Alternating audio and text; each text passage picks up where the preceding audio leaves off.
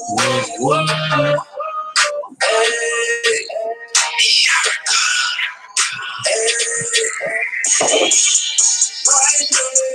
be on our way to fly up at the side. I was saying, we gon' gather up so my dreams of completion. On the day, it's gon' be a celebration. We on our way back to Zion. We on our way back to Zion. We on our way back to Zion. The jungle, the mighty jungle, my people will unite. Start time checking in. Just tells us that we'll go into the wilderness a second time. We the children of God, you better know that.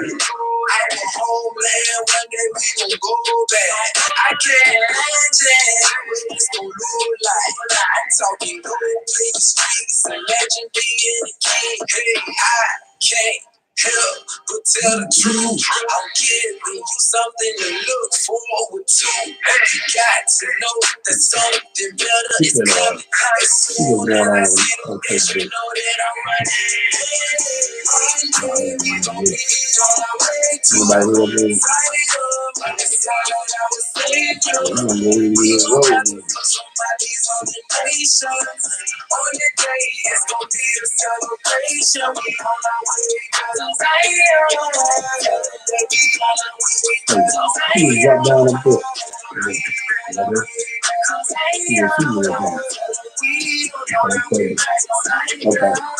Okay. That's cool. What up, what up, what up, what up? It's your boy T Boogie back in the building.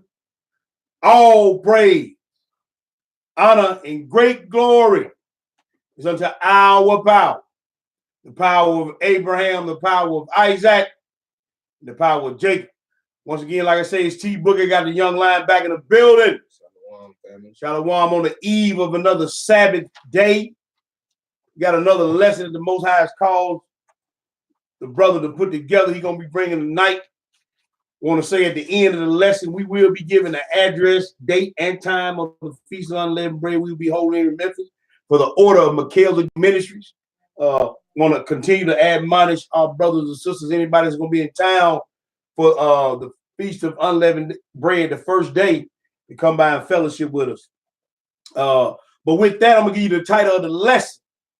The title of tonight's lesson is Shadows and Types of Christ. And with that, I'm going to turn it over to the young lion. I Shabbat Shalom, family. This is the young lion. We right back at it. Yeah, most definitely. You know what I'm saying? We was taking care of some kingdom business last week. Yeah. Had a discussion with some brothers about some things about the new moon and what we're supposed to be keeping the feast. Everything went well. Yep. You know what I'm saying? Salute to them brothers. Yeah, salute. But we back, you know, with another lesson. We got the title Shadows and Types of Christ. And one thing about us, you know what I'm saying, like we Messianic Hebrews. Most definitely. We believe in the Messiah, hook, line, and sinker. Most you know definitely. what I'm saying? Like we not halfway believers either.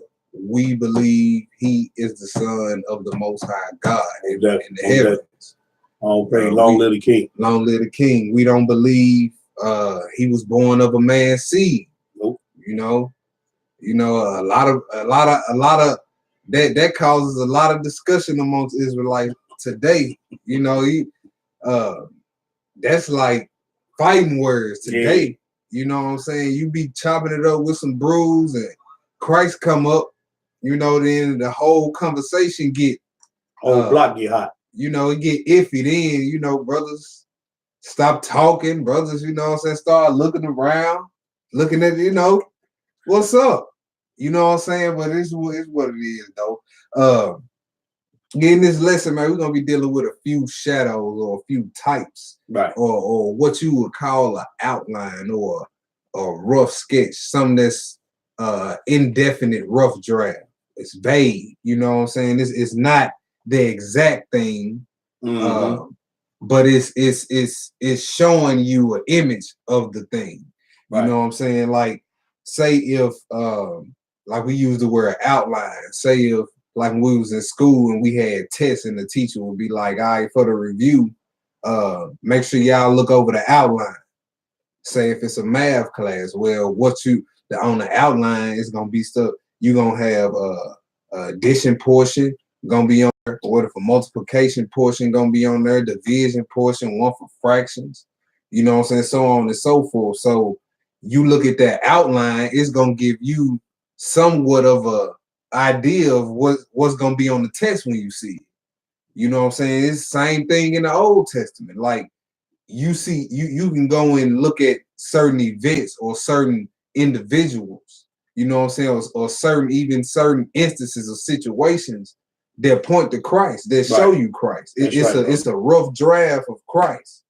You know what I'm saying? I kind of like to think of it as like, you know, a picture of an image. You know what I'm saying? Not an image of Christ and but just a regular a silhouette. You know what I'm saying? That's more, there you go, bro. You know what I'm saying? And the light shine on certain parts of it. You be like, okay, that's the head right there. Okay, they go the ear right there. If I shine it over here, okay, you can see the Adam's apple right there. And then you piece that all together, and then you'll be like, okay, so when Christ come on the scene, it's gonna look a little something like this. There you go. He gonna be the only begotten of his father. He was gonna be persecuted and mocked of his brethren. You know what I'm saying? It's certain individuals in the Torah that went through all that. Right. Good analogy, brother. You know what I'm saying? So we finna get into it. You know what I'm saying? Let's go to Revelation 14 and we're gonna read verse 12 first, because if you a Hebrew Israelite, your belief in this thing is twofold. Shalom, Hebrews, everybody checking in. Yeah, Shalom. everybody checking in. If you are Israelite, you know what I'm saying, and what kills me is the non-messianics, because they claim that they Torah only. Right. You know what I'm saying? That's all you read is the Torah. So in the Torah, Deuteronomy 18 says there's a prophet coming like unto Moses. He said you must hear him. Right, bro. Now that's in that same Torah that you claim you read, that you a scholar in. And that wasn't no suggestion either. Nah. You know what I'm saying? So ain't that a law? Ain't that Torah? That's it, bro. So how can you claim to be Torah only and you want to skip past Deuteronomy 18? Hard to do. Can't do it. How can you claim you Torah only and skip past Psalms 110, verse 1? There you go, bro. Okay, let's get it. Revelation 14 and 12.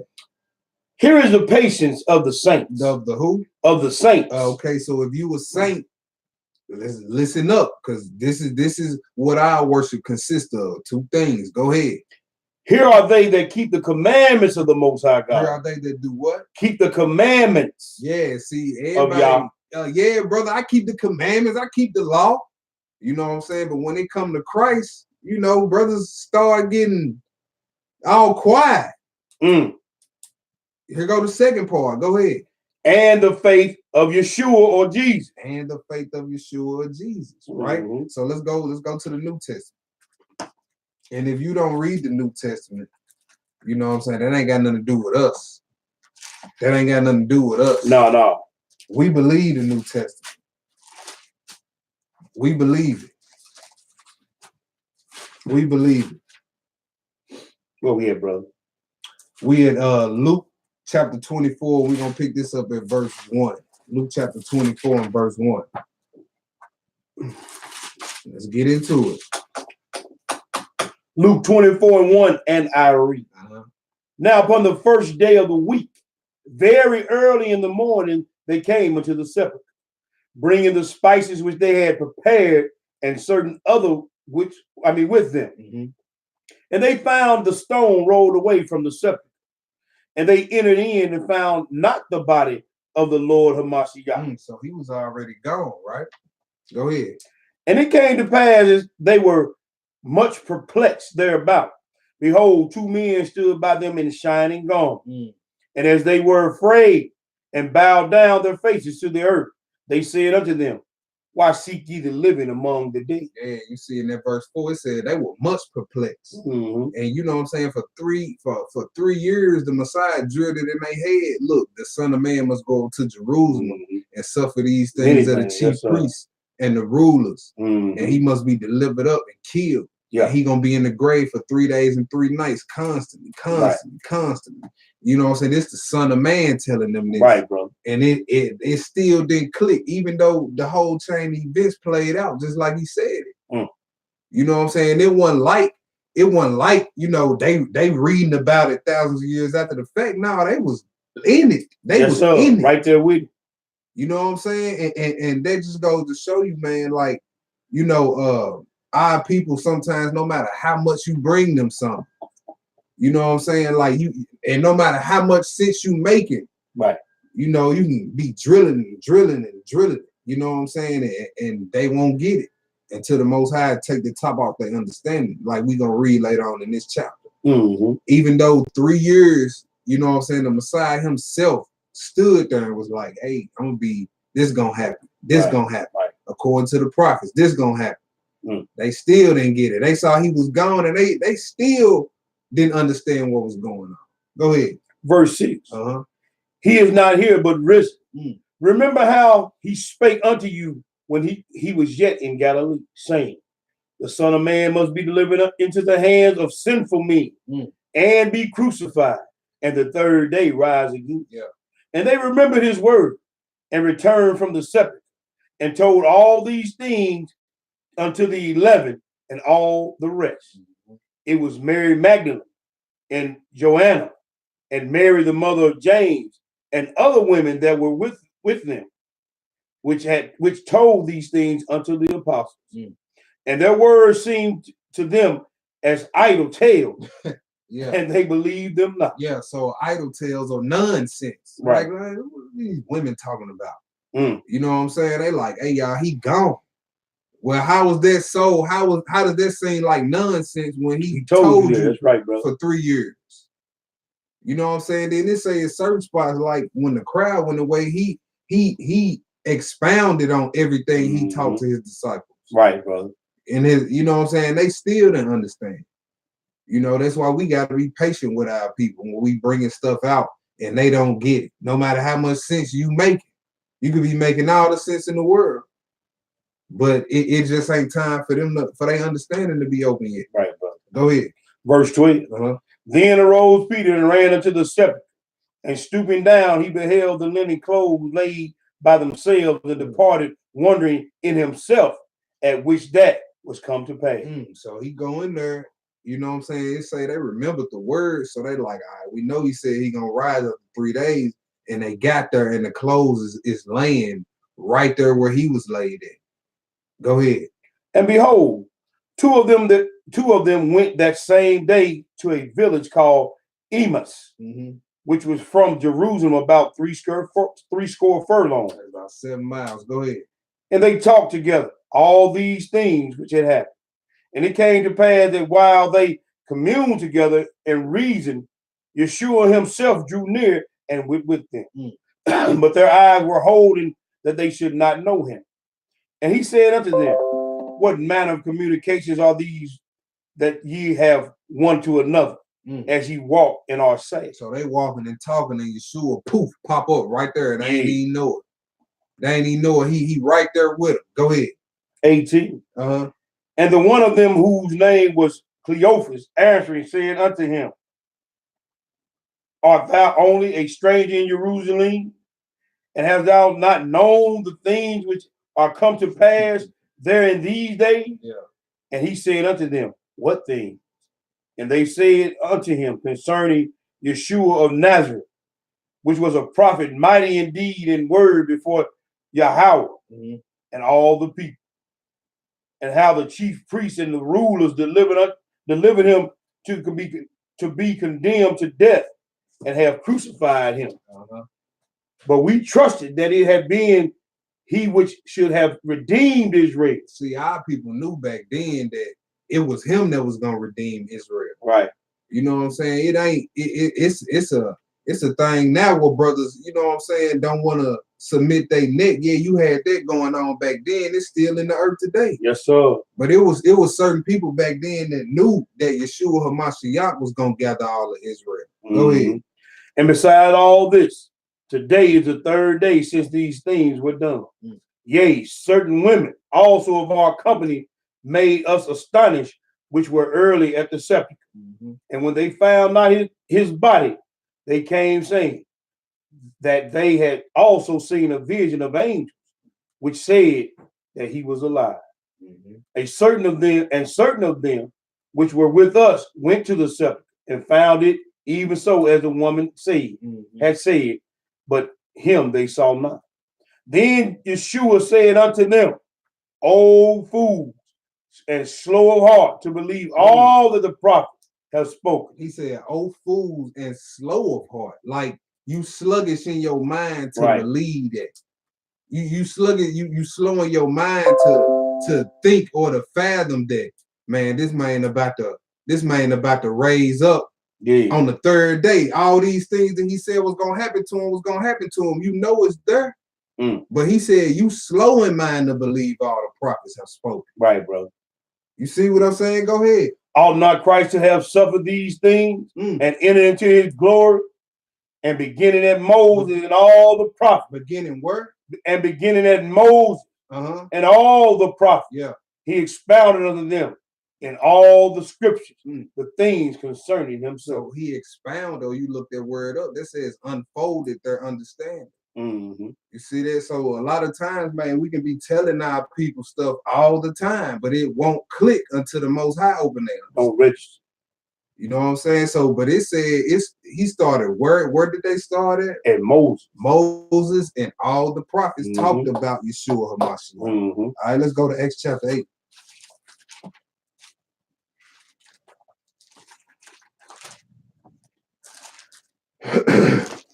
All right. Acts chapter 8, we're gonna pick it up at 26.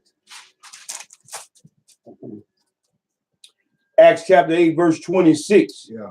And the angel of the Lord spake to Philip, saying, Arise and go toward the south unto the way that goeth down from Jerusalem unto Gaza, which is desert. And he arose and went, and behold, a man of Ethiopia, and eunuch of great authority under Candace, queen of the Ethiopians, who had the charge of all her treasure, and had come to Jerusalem for to worship, was returning and sitting in his chariot, read Isaiah the prophet. So he was reading who? The prophet. Isaiah the prophet. Isaiah the prophet.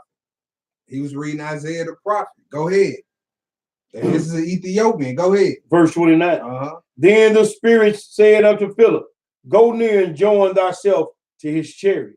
And Philip ran to him and heard him read the prophet Isaiah and said, Understand thou what thou readest? So the one who this word was given to, he heard the script being read. He like, man, who was that over there? Right.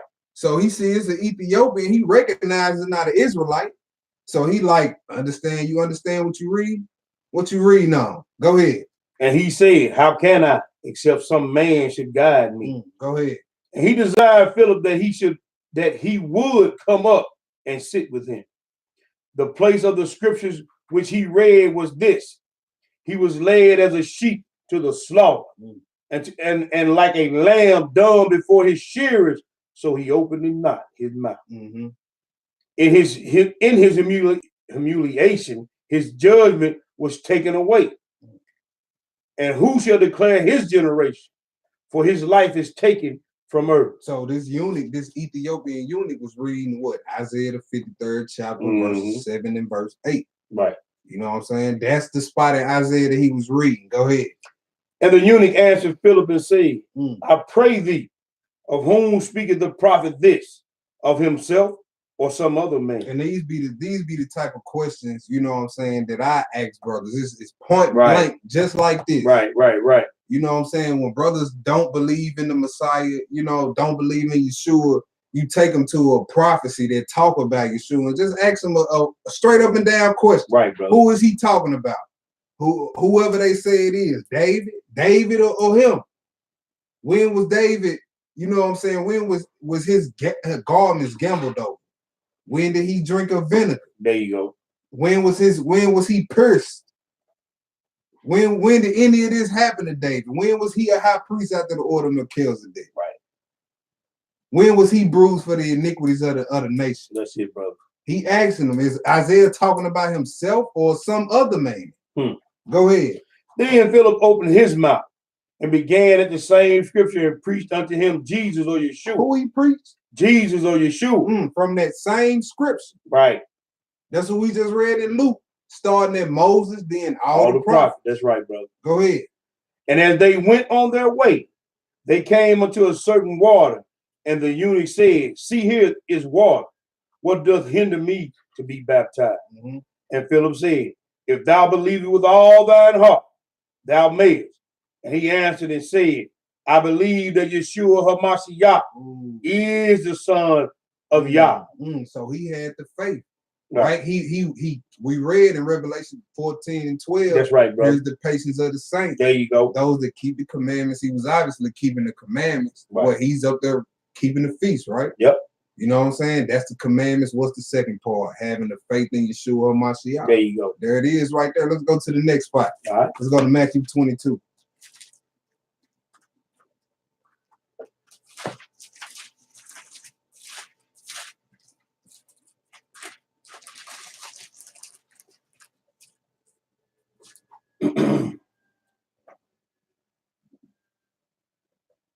Shalom to everybody checking in on the YouTube live feed.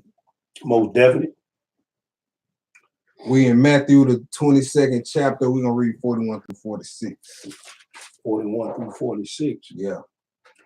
Matthew 22 and 41, and I read. While the Pharisees were gathered together, Yeshua asked them, saying, what think ye of Christ? Whose son is he? They said unto him, the son of David. And he said unto them, how then does David in spirit call him Lord, saying, the Lord said unto my Lord, sit thou at my right hand till I make thine enemies thine footstool. Now what he do? He took them right back to where the scriptures. That's right, bro. Right back to the scriptures. That's the common theme so far. Yeshua is proved where? From the prophets. He keep going back to the prophets. Moses and the prophets. Right. Look, Isaiah. Now we at David. Come on, brother. You know what I'm saying? He asked the Pharisees, and this is about the Messiah. It ain't no gray area with this. You see, it's point blank questions being asked. Right, brother. What do you think about Yeshua HaMashiach? Whose son is it? We asked that question today. We get all type of answers. Yeah. Well, see, brother, it's Joseph, because see, man, you can't be born without the man. Well, what's up with Adam and Eve? Right. What's up with Adam and Eve? They ain't got no answer for it. I mean, hey, he said, David, how does David in spirit call him Lord? Like a master is a superior, right? Not an equal. You don't call a man that's your equal master. Right. So David saying, Yahweh, when you go to that Psalms 1, let's go there. Psalms 110 and verse 1. All right.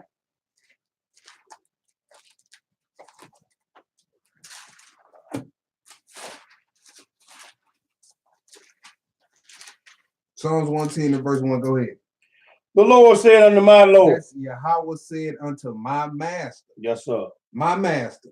Go ahead. That's 2. Go ahead. Sit thou at my right hand until I make thine enemies thine footstool. Then the Lord the Lord shall send the rod of thy strength out of Zion. Rule thou in the midst of thine enemies. Thy people shall be willing in the day of thy power, in the beauties of holiness. From the womb of the morning, thou hast the dew of thy youth. The Lord has sworn and will not repent. Yeah. Thou art a priest forever after the order of Melchizedek. This is David. When was he ever a priest after the order of Melchizedek? He wasn't. When was he ever a priest? He wasn't, brother. It can't be David. He said, the Lord said unto my master, Adonai, my master. Right. My superior. Huh? Let's go back to that Matthew 22. My superior. The Lord said unto my superior, my master, Sit thou in my right hand until I make thy enemies Right. thy footstool. Right, brother. Rule down the midst of thy enemies. Mhm. Thou should be a priest forever after the order of Melchizedek. Only one person fulfills that. Mm.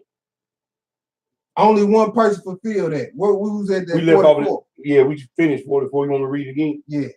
The Lord said unto my Lord, Uh-huh. sit thou on my right hand till I make thine enemies thy footstool. Yeah. If David then call him Lord, how is he his son? How is he his son? And if David then called him Lord, how was he his son? Go ahead. And no man was able to answer him a word, neither durst any man from that day forth ask him any more questions. Yeah, I Shut know him they down. didn't. Shut I him know down. they didn't. I know they didn't. And when you bring certain scriptures out, that's what it be. Brothers, they can't say nothing else. Right. They can't say nothing else. Close the mouth of the gainsay. Because when you cut out all the foolishness, you know what I'm saying? Like, just take them straight to Luke 1, then take them to Matthew 1. You know what I'm saying? They want to run you this word seed, where it says, and he shall raise up from David a seed. They try to make that in the sperm and make that mean sperm only. That don't mean just sperm. You gotta go back to the Hebrew on that. Like that's not the only definition for that word, descendants. Mm-hmm. Like, what are you talking about? Lineage. Sperm.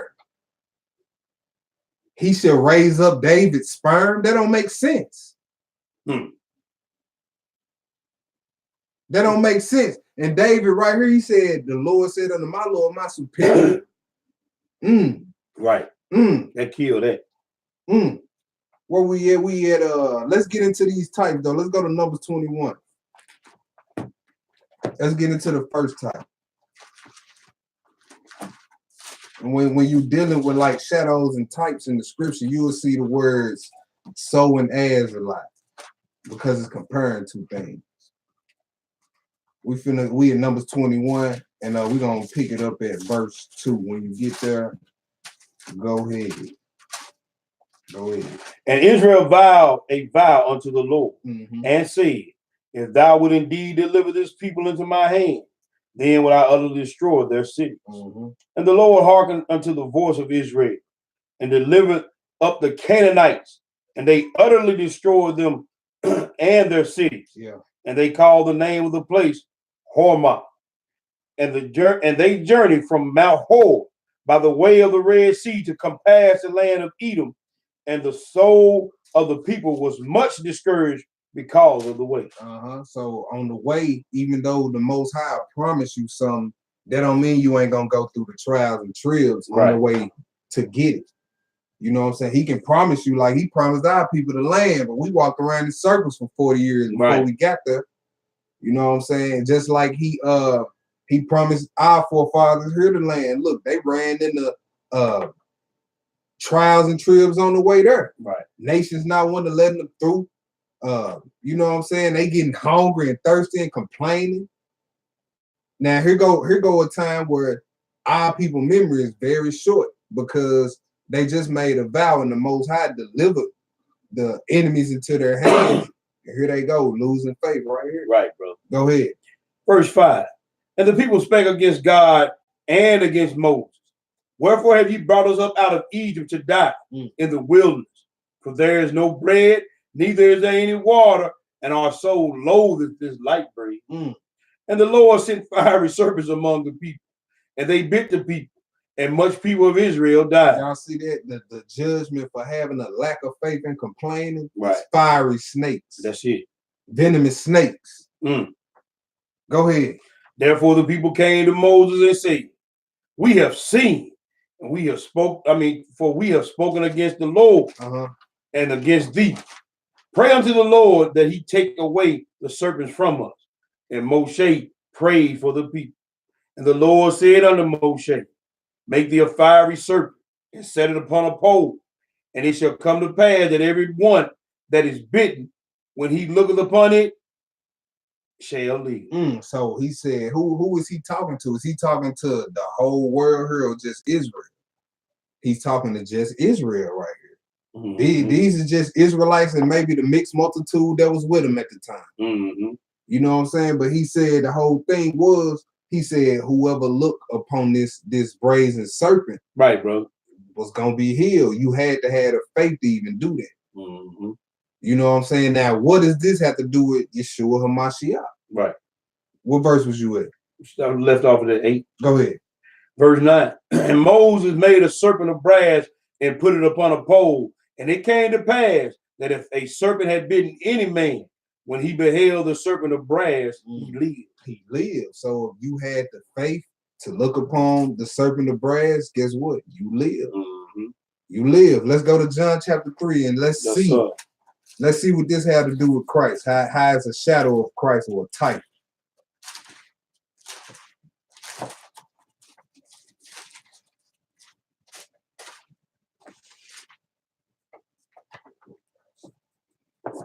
Some people say, well, are you likening the serpent to Yeshua? No. Well, not really, but you know what I'm saying? Serpent, you know, that's usually compared to sin, and brass is compared to judgment. Right, so bro. That's symbolic of sin being judged. There you go. You know what I'm saying? And we finna get into this type right here. Let's go to John chapter 3. You can pick it up at verse 1. All right. There was a man of the Pharisees named Nicodemus, a ruler of the Jews. The same came to Yeshua by night and said unto him, Rabbi, we know that thou art a teacher come from God. For no man can do these miracles that thou doest except God be with him.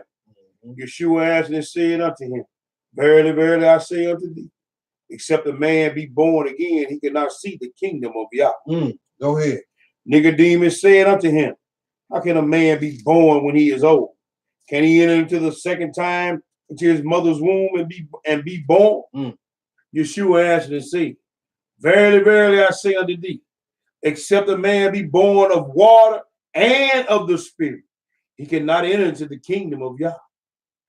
That which is born of the flesh is flesh, and that which is born of the Spirit is spirit. Yeah. Marvel not that I say it unto thee, ye must be born again. Yeah, because Nicodemus' mind went, he was thinking physically, carnally. You know what I'm saying? Like, how can I re-enter my mother's womb? Go ahead. Verse 8. The wind bloweth where it listeth, and thou hearest the sound thereof, but canst not tell whence it cometh, and whether it goeth. So is every one that is born of the Spirit. So you see what the Messiah used, you know, this I like to use this scripture for people who like to try to clown or think they clown, and well, how you believe in a God you can't see? You know what he said? Well, the wind blows and you hear the sound, but you can't tell where it come from or where it's going. Think about all the stuff you ain't never seen, but you know it's there. Go ahead. Verse 9. Nicodemus answered and said unto him, how can these things be? Yeshua answered and said unto him, art thou master of Israel and knowest not these things? Verily, verily, I say unto thee, we speak that we do know, and testify that we have seen, and ye receive not our witness. If I told you earthly things and ye believe not, how shall you believe if I tell you of heavenly things? And no man has ascended up to heaven, but he that came down from heaven, the Son of Man, which even the Son of Man, which is in heaven. That's right. Go ahead. And as Moshe lifted up the serpent in the wilderness. Right. Well, we dealing with types of shadows. We see what? Ass or so or as, right? He said, like as Moshe did what? And as Moses lifted up the serpent in the wilderness, even so must the Son of Man be lifted up. Wow, so the serpent being lifted up in the wilderness was symbolic of Yeshua being lifted up on that wooden stake. Right. Go ahead. That whosoever believeth in him should not perish, but have eternal life. Wow, so when the Messiah is lifted up on that stake, whoever looks towards the Messiah and believes in Yeshua, guess what? They're gonna live forever. Right. That's how he was. That's the first type we dealing with, the brazen serpent in the wilderness. Numbers 21. This is how it ties in with Yeshua. So the Messiah went back, thousands of years later, referred back to Moses in the wilderness. and showed you how that has something to do with me. Mm-hmm. All right, let's go to the next one. Let's go to Genesis chapter 18. We're gonna deal with Isaac for a little bit. He was a shadow and a type of Christ. You may ask how. Well, both was the only begotten son of the Father and the promise. Mm-hmm. You can pretty much say the birthing process of both was contrary to nature. You know what I'm saying? His mother bare him in her old age, right. after menopause, after she stopped having months. Right. You know what I'm saying? How often does that happen today? Then you look at Christ. His mother was a virgin, had never slept with a man. Yeah, we believe that. Right. Yeah, we believe that. We believe that, right? He was mocked and persecuted by his own brother. We're gonna read that about Isaac.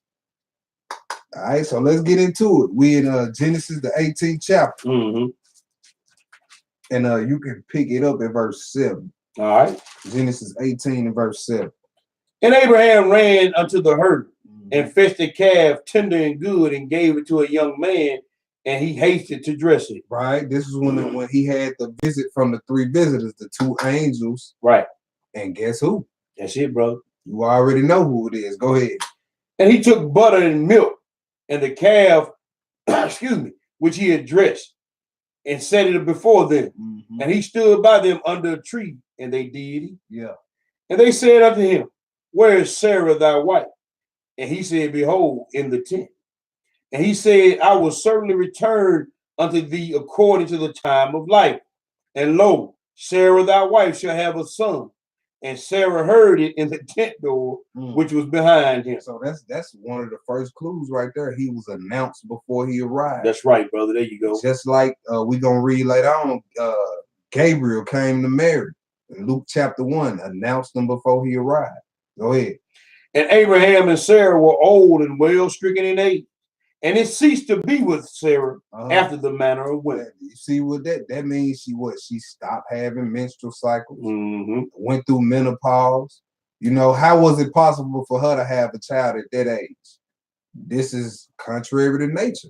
Right. And we dealing with Isaac right now. So when the Messiah come on the scene, when he is brought forth contrary to nature, it shouldn't be an issue because it's right here in the Torah. And there's many more instances of women having children in their old age. He's trying to show you something. Right, bro. Go ahead.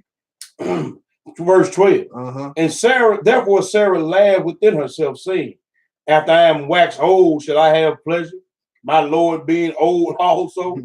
And the Lord said unto Abraham, Wherefore did Sarah laugh, saying, Shall I of a surety bear a child, which I am old? Yeah. Is anything too hard for the Lord? Is it? Go ahead. And at the time appointed, I will return unto thee according to the time of life, and Sarah shall have a son. See, he's like, is anything too hard for me? What you mean? I created the first man. And you think a woman having a child in her old age is too hard for me? He said, I hung these heavens up on nothing. Right, bro. In Job. Hung them up on nothing. And you think a virgin conceiving is too hard for me? Come on, man. Go ahead. What was that at? What was we at? Yeah, we at verse 15. Nah, we threw on that. We can drop that. Let's go to Genesis 21. All right. Let's go to Genesis 21. We can read 1 through 12. All right. Genesis 21, 1 through 12. And Yahweh visited Sarah as he had said. And Yahweh did unto Sarah as he had spoken. For Sarah conceived and bare Abraham a son in his old age at the set time on which Yahweh had spoken to him. And Abraham called the name of his son that was born unto him, whom Sarah bare to him, Isaac. Isaac, go ahead. And Abraham circumcised his son Isaac, being 8 days old, and as God had commanded him. And Abraham was 100 years old when his son Isaac was born unto him. Yeah. And Sarah said, Yahweh has made me to laugh, so that all that hear will laugh with me. And she said, who would have said unto Abraham that Sarah should have given children suck? For I have born him a son in his old age. Verse 8. And the child grew and was weaned, and Abraham made a great feast the same day that Isaac was weaned. And Sarah saw the son of Hagar the Egyptian, which she had born unto Abraham mocking. He was being mocked by his brother. Mm-hmm. You see that? That's the first clue. Being mocked by his brother. And when you read Jasher the 21st chapter, you will see that he actually had a bow to Isaac. Was about to kill him. Had the bow pointed at Come Isaac. on, bro. Go ahead. Wherefore he said unto Abraham, cast out this bondwoman and her son. For the son of this bondwoman shall not be heir with my son, even with Isaac. And the thing was very grievous in Abraham's sight because of his son. Yeah. And Yahweh said unto Abraham, let it be not grievous in thy sight because of the lad, and because of thy bondwoman. In all that Sarah has said unto thee, hearken unto her voice. For in Isaac shall thy seed be called. Let's jump to Hebrews 11 real quick. This Come on, brother. Isaac shall thy seed be called. Yes, sir. Right?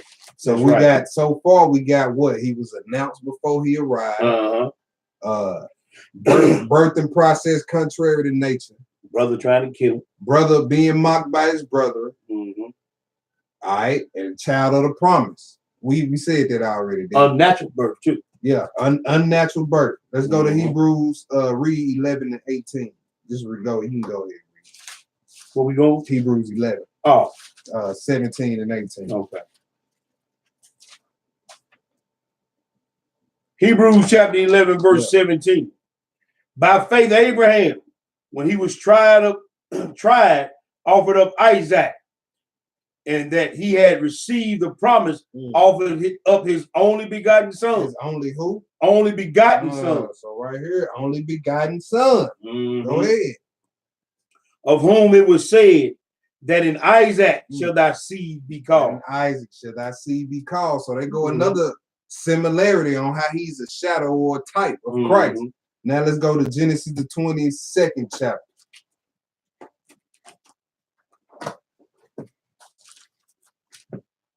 So we got the only begotten son of the promise, born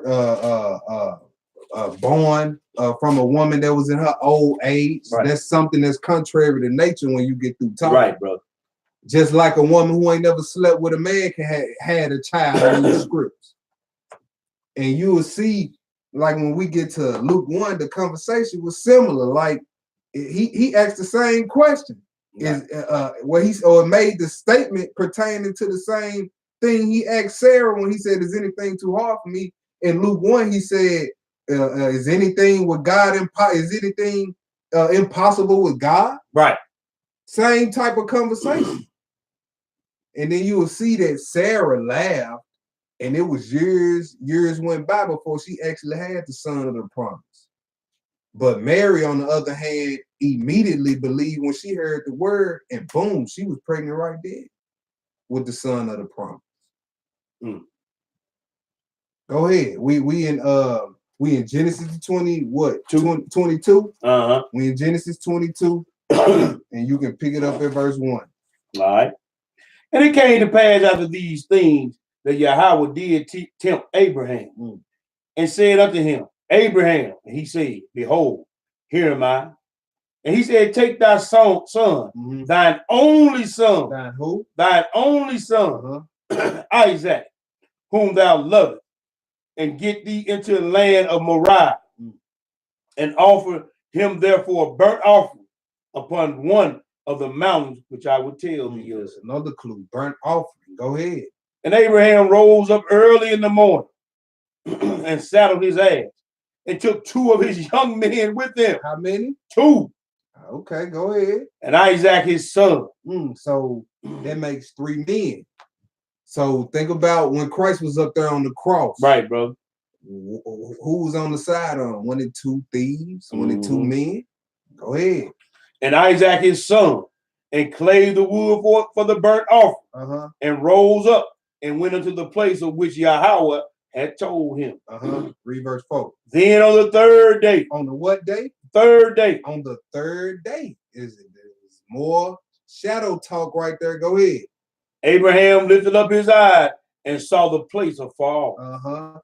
And Abraham said unto his young men, abide ye here with the ass, and I and the lad will go yonder and will worship and come again unto you. And when you read Jackson 23, you will see these two men is actually Eleazar and Ishmael. All right, and he said, now look at what we finna get into Abraham's mindset during this whole situation, y'all. Now trip off this. He said, he told the two men, he said, I and the lad will go yonder and worship and come to you again. Right. So for one, he already had considered Isaac already dead. And for two, he not only had he considered him dead, he considered him risen already. Because he said, we're going to come back after we worship, knowing that he was going up there to slay his son. Right, brother. Right? So go ahead. And Abraham took the wood of the burnt offering and laid it upon Isaac his son. He did what? And laid it upon Isaac his son. He took the wood of the burnt offering and laid it upon his son. Go ahead. And he took the fire in his hand and a knife, and they went both of them together. So the father laid the wood on his son Isaac. Come on, brother. Tell it. That's more symbolism. Go ahead. And Isaac spake unto Abraham his father and said, my father. And he said, here am I, my son. And he said, behold the fire and the wood, but where's the lamb for a burnt offering? And Abraham said, my son, Yahweh will provide himself a lamb for the burnt offering. That's right. So they went both of them together. All right, go ahead. And they came to the place which God had told him of. And Abraham built an altar there and laid the wood in order and bound Isaac his son and laid him on the altar upon the wood. And Abraham stretched forth his hand and took the knife to slay his son. And the angel of Yahweh called, excuse me, unto him out of heaven and said, Abraham, Abraham. And he said, here am I. And he said, lay not thine hand upon the lad, neither do anything unto him. For now I know that thou fearest Yahweh. That's right. Seeing thou hast not withheld thy son, thine only son, from me. That's right. That was verse 12. So he called down from the heavens and told, look, now I know, you know what I'm saying, that you love me sincerely. Abraham was tried. You know what I'm saying? And you have to ask yourself, like, why would he ask a man to go kill his son? Well, you have to, let's put everything in perspective. Let's put everything together. Teach it, brother. He promised Abraham a seed, a physical seed, Isaac, and he promised him one down the line. Right. He said, through this seed, all the nations of the earth gonna be blessed. Come on, brother. You know what I'm saying? So after he promised him that seed, he showed him some things doing throughout his life with his son. Look, your wife gonna bear a child in old age. You know what I'm saying? Then he had him to sacrifice his son. Right. Yeah, I gave you the promise. Now I want to show you. Now I want to show you what your forefather, what your descendants, your children is gonna see. That's right. They gonna see the Father in heaven command his son to be a sacrifice for the world. You see, he ain't do this just to be doing this. It is teaching points in everything that he do. Teaching points, y'all. All right, so now let's go link this up with the Messiah. Verse 2, we read about what? The only son. Yep. All right, we know the famous scripture, what? John 3:16, for God so loved the world that he sent his only begotten son, right? Let's go to John chapter 1.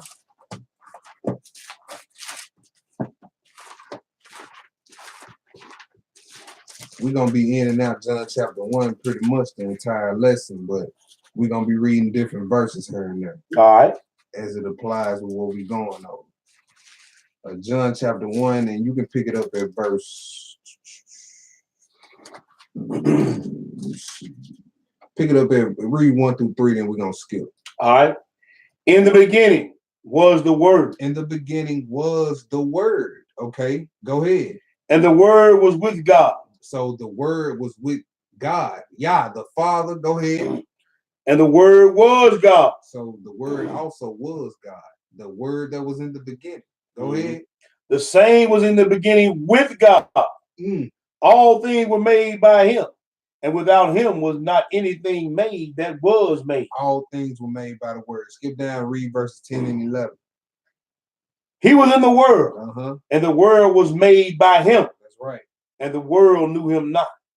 He came unto his own, and his own received him not. And his own received him not. Skip down to 14. And the Word was made flesh and dwelt among us. And we beheld his glory. The glory as the only begotten of the Father. The glory as the who? As the only begotten of the Father. As the only begotten of the Father. Full of grace and truth. Full of grace and truth. All right, so when we was in what? Genesis 22 and verse 3, we read about what? 2 men. Right, brother. 2 men. Let's go to Matthew, the 27th chapter. Matthew 27. We're going to read 32 through 38. 32 through 38. Go ahead. And as they came out, they found a man of Cyrene, Simon by name. Him they compelled to bear his cross. So he laid the, remember we read about the wood being laid on Isaac's back? Go ahead. And when they came unto a place called Golgotha, that is to say, a place of a skull, they gave him vinegar to drink, mingled with gall. And when he had tasted thereof, he would not drink. And they crucified him and parted his garments, casting lots, that it might be fulfilled which was spoken by the prophet. They parted my garments among them, and upon my vesture did they cast lots. So he going back to word, the prophets. Again, every time you talking about Yeshua in the New Testament, not too far after it, it says, because the prophet said this, or thus said the prophet. Go ahead. Verse 36. And sitting down, they watched him there, and they set up over his head and his accusation, written, this Yeshua, the king of the Yahudim. That's right. Then there were 2 thieves crucified with him. 2 thieves. Go ahead. One on the right hand, right, and the other on the left. So we starting to see the symbolism right here. We starting to see the only begotten, right? And we seen the 2 men. Yep. And then when you go back to Genesis 22 and read in verse 4, we read about 3 days. Yep. All right, let's go to Matthew 12. Matthew 12, and we're gonna read, let's get 38 through 40. All right. Matthew chapter 12, verse 38 that I read. Then certain of the scribes and of the Pharisees answered, saying, Master, we would see a sign from thee. Now all these miracles he been doing, you know what I'm saying, and you wanna see. It don't matter how many he would have showed them, they still wouldn't believe. Right, brother. Go ahead.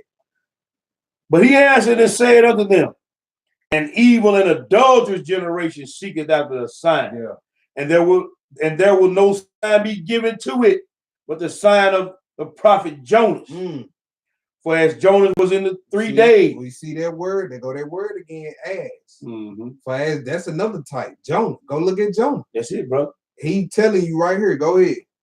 For as Jonas was 3 days and 3 nights in the whale's belly, so shall the Son of Man be 3 days and 3 nights in the heart of the earth. So that was a 3-day journey that Abraham and Isaac went on. Yes, sir. Right? Come on. 3-day journey. So far we seeing only begotten, right? The 3-day journey, the 2 men. We seeing all this. So let's go to Hebrews 11, because we talked about what Abraham said about I and the lad were going to the mountain to worship, and we gonna come back. We finna read Hebrews, read 17 through 19. Read 18 through 19. 18 through 19? We'll read 17 through 19. Okay. Go ahead. By faith, Abraham, when he was tried, offered up Isaac. Uh-huh. And he that had received the promise offered up his only begotten son. Yeah.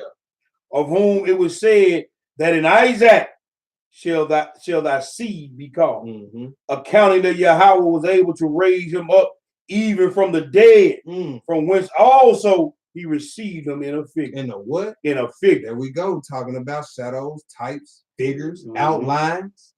So he like, look, he received Isaac as a figure. And he said he reckoned him dead.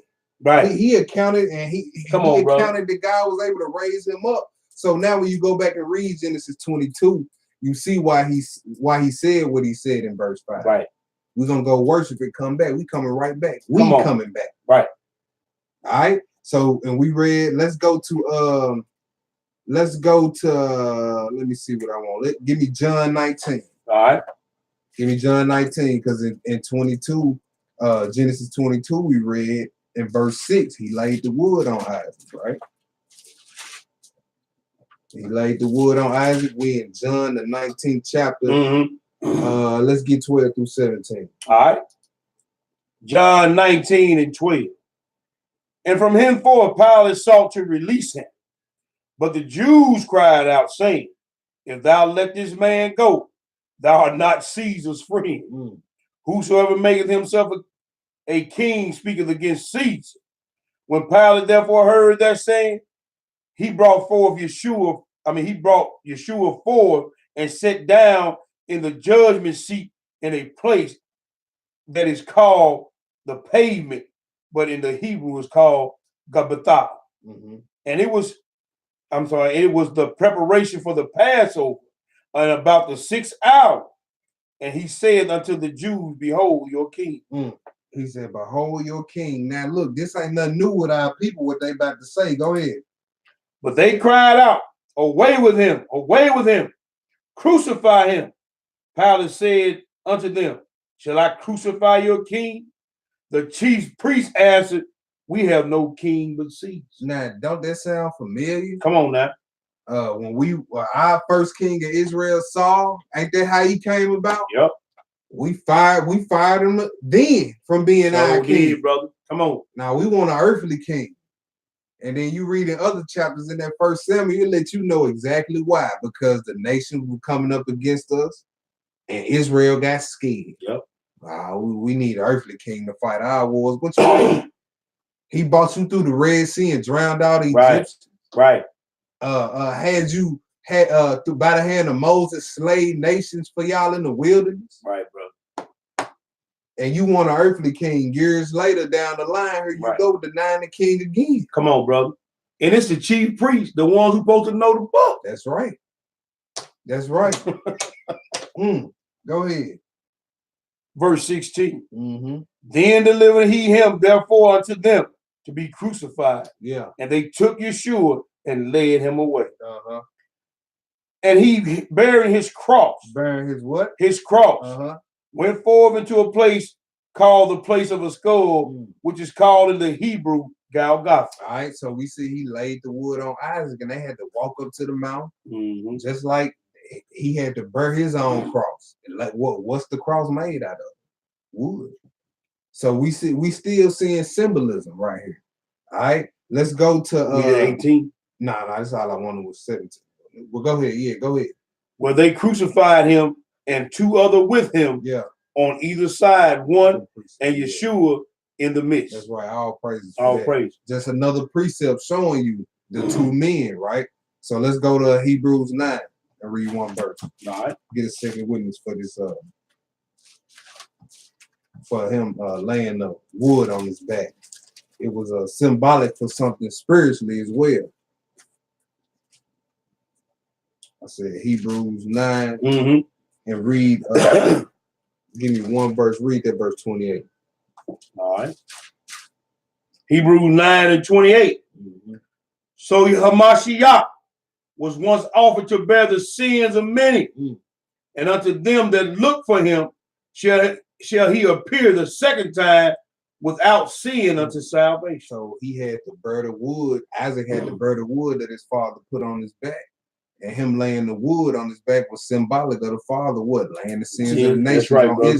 of Israel on his son, and him burn the sins of the nation. Right, brother. You know what I'm saying? So all this is symbolic, y'all. We talking about, again, the title of the lesson is Shadows and Types of Yeshua HaMashiach.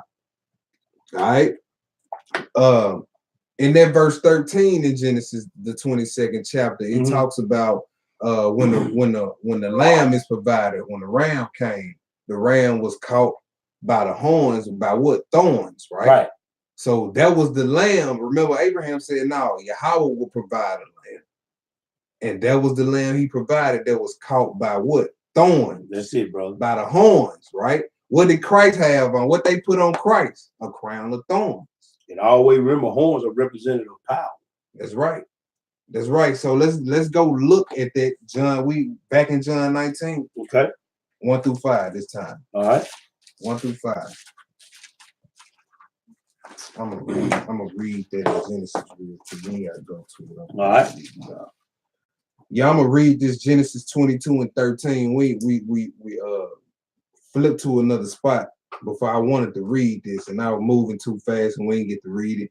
So I'm gonna read this verse 13. It says, and Abraham lifted up his eyes and looked, and behold, behind him a ram caught in a thicket by his horn. Mm-hmm. And Abraham went and took the ram and offered him up for a burnt offering instead of his son. There you go. All right, so and praise. then read the account on Jasher on there too. You know what I'm saying? Give you a whole different outlook on a lot of different things, like especially as far as how Satan attack you to keep you from performing the commandments of the Most High. Right. Right. So go check that out in the book of Jasher. We back in John 19, read verses 1 through 5. All right. Then Pilate therefore took Yeshua and scourged him. And the soldiers, you want me to wait on? No, go ahead. And the soldiers plaited a crown of thorns and put it on his head. And they put on him a purple robe. Yeah. And said, Hail, the King of the Jews. And they smote him with their hand. Yep. And that Jasher kind of let you know what caught the ram by the horns was some thorns. Right? So then we seeing it right here with the Messiah. They put a crown of thorns on his head. This is the lamb that Yah provided. Right. Go ahead. Pilate therefore went forth again and said unto them, Behold, I bring him forth to you, that ye may know that I find no fault in him. Then came Yeshua forth wearing the crown of thorns and the purple robe. And Pilate said unto them, Behold the man. Behold the man. So come on, brother. We see so far high as Isaac, a shadow of Christ. Well, he was the only begotten, the son of the promise, right? We finna get into his birth next, Yeshua's birth. See how it mirrors Isaac's birth. Come on.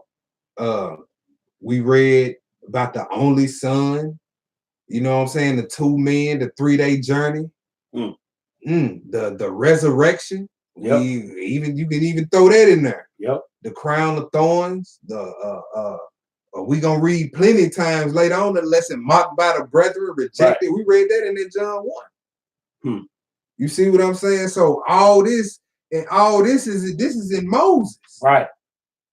This is in Moses, right? He said, starting at Moses, then all the prophets. Yeah. All right. So let's look at his birth. Let's go to Luke 1. Another thing, he was announced before he arrived on the scene. Right, bro. Just like Isaac. Just like Isaac. We in Luke chapter 1 and pick it up at verse 26. All right. And in the 6th month, the angel Gabriel was sent from Yahweh unto a city of Galilee named Nazareth, to a virgin espoused to a man whose name was Joseph, of the house of David, and the virgin's name was Mary. So they was espoused. Now, I saw one brother say that espoused means you already came together and slept together. No, that ain't what that means. It just means you engaged. Right. Y'all hadn't consummated yet. Right. Go ahead. 28. And the angel came in unto her and said, Hail, thou art highly favored. I'm sorry, thou that art highly favored. The Lord is with thee. Blessed art thou among women. Now, why, if she was a woman that already had sexual intercourse, you know what I'm saying? Why is the angel coming to her saying, "Blessed are you among women"? Go ahead. Blessed for what? Go ahead. And when she saw him, she was troubled at his saying, and cast in her mind what manner of salutation this should be. And the angel said unto her, Fear not, Mary, for thou hast found favor with Yahweh. And behold, thou shalt conceive in thy womb, and bring forth a son, and shall call his name Yeshua, or Jesus. See, the conversation is about conception. Right, brother. And see, they'll run you to Hebrews chapter 2, where it says he was made like unto his brethren, but we not talking about how you were made. We talking about how are you conceived. Right. All of us was not conceived the same way. Right. All of us are made the same way. You made in the womb of your mother, but you not conceived. He wasn't conceived like his brethren. That's the whole thing. That's right. what they try to. That's what they don't want you to recognize. Come on, that bro. The conversation is about conception. Go ahead. He shall be great, and he shall be called the Son of the Height. And the Lord God shall give unto him the throne of his father David. Yeah. And he shall reign over the house of Jacob forever, and of his kingdom there shall be no end. Go ahead. Then said Mary unto the angel, How shall this be, seeing I know not a man? Seeing I know not a man. Come seeing on, bro. I have not slept with a man, and the conversation is about conception. How can this be? How can I conceive in my womb and I ain't had sexual intercourse with a man? Right. That's the question. See, just take them right to the story. Yeah. Don't let them get out of it. And somewhere in here, you got to put in Joseph and Mary sleeping together. Right. Go ahead. Verse 35. And the angel answered and said unto her, The Ruach HaKodesh shall come upon thee, and the power of the highest shall overshadow thee. The who? The power of the highest shall overshadow thee. If you saying that that's impossible, then you saying that the power of the highest is just some weak, sometimey power. Right. Come on, bro. Because they said the power of the highest shall overshadow Mary, and she shall conceive. Go ahead. Therefore also that holy thing which shall be born of her shall be called the Son of God. Go ahead. And behold, thy cousin Elizabeth, she has also conceived a son in her old age. So here we have another woman having a son in her old age. That's a miracle. Right. That's a miracle, y'all. So the angel, like, just in case if you think I'm jiving, if you think I'm playing, your cousin Elizabeth, she finna have a son in her old age. He finna tell her how far along she is and everything. Go ahead. And behold, thy cousin Elizabeth, she hath also conceived a son in her old age.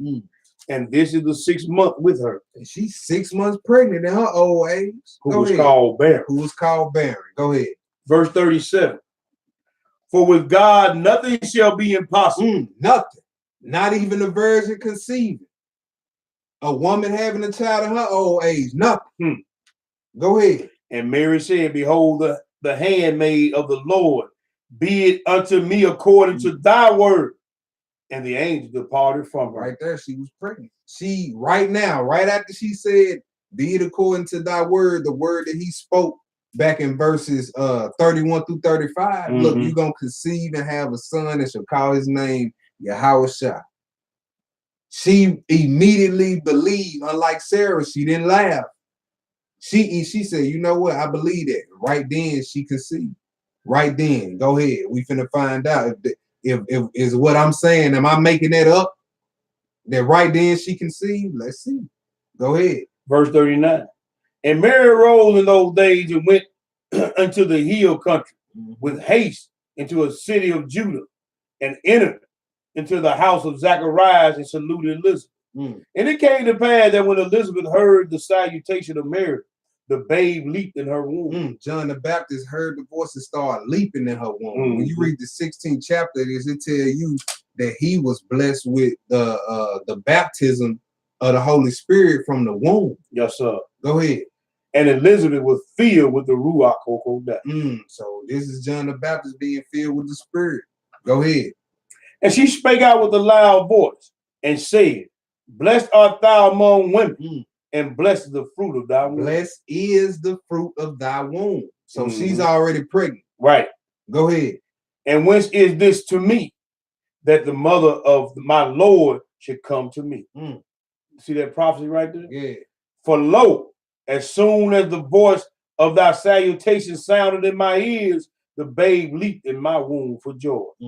And blessed is she that believed, for there shall be a performance of those things which were told her from the Lord. All right. So let's go to Matthew chapter 1. Matthew chapter 1. And we finna realize that although Matthew comes before Luke, Luke chapter 1 happened before Matthew 1. We about to find that out. Matthew chapter 1, 16 through 25. 16 through 25? 16 through 25. All right. And Jacob begot Joseph, the husband of Mary, of whom was born Yeshua, who is called Christ. Right. So begat means to bring forth children by sexual reproduction. Right. So, but you won't never see in Matthew 1 or Luke 3 and Joseph begat Christ. You will not see that.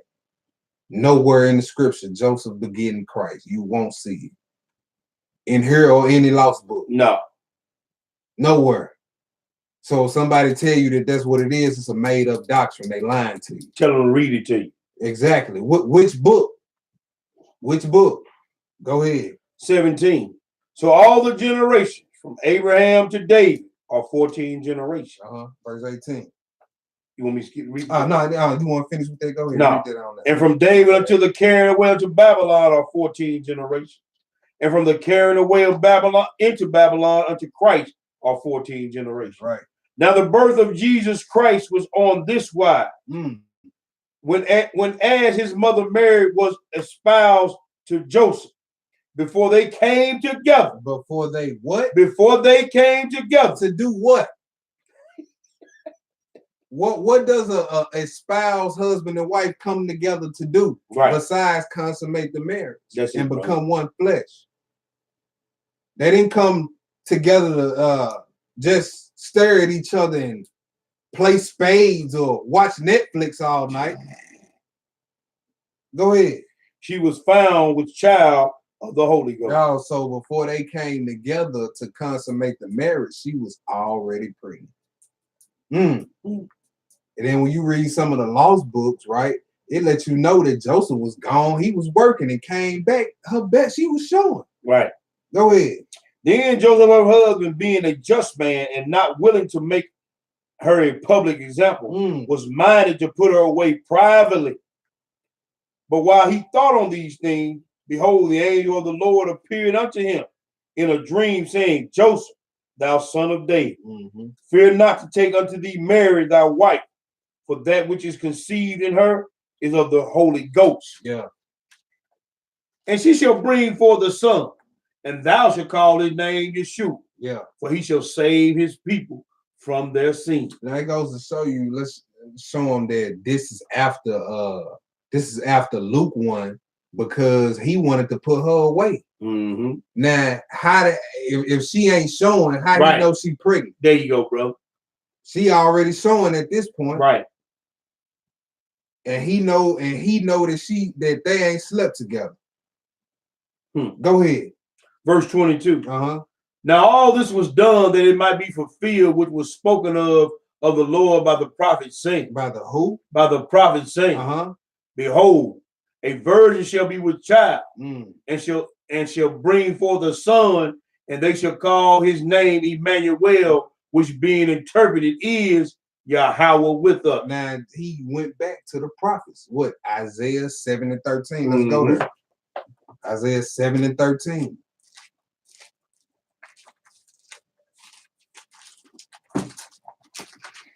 Isaiah 7:13. When you get it, go ahead.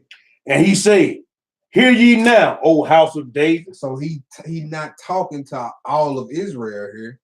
he's talking specifically to the house of David. And now if we was to get into the lineages, of course, Joseph is from Judah, as well as Mary. Luke 3, that's her line. Right. Go ahead. And he said, "Hear ye now, O house of David. Is it a small thing for you to weary men? But will ye weary my God also? Therefore the Lord himself shall give you a sign.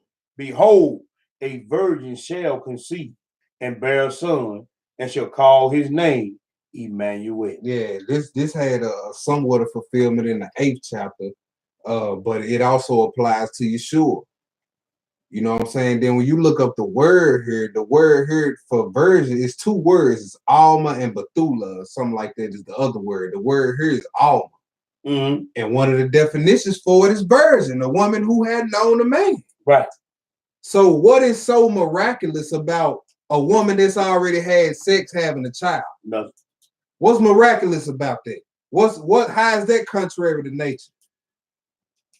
The Messiah had to be born like this if you paying attention to the type of Isaac. Right, brother.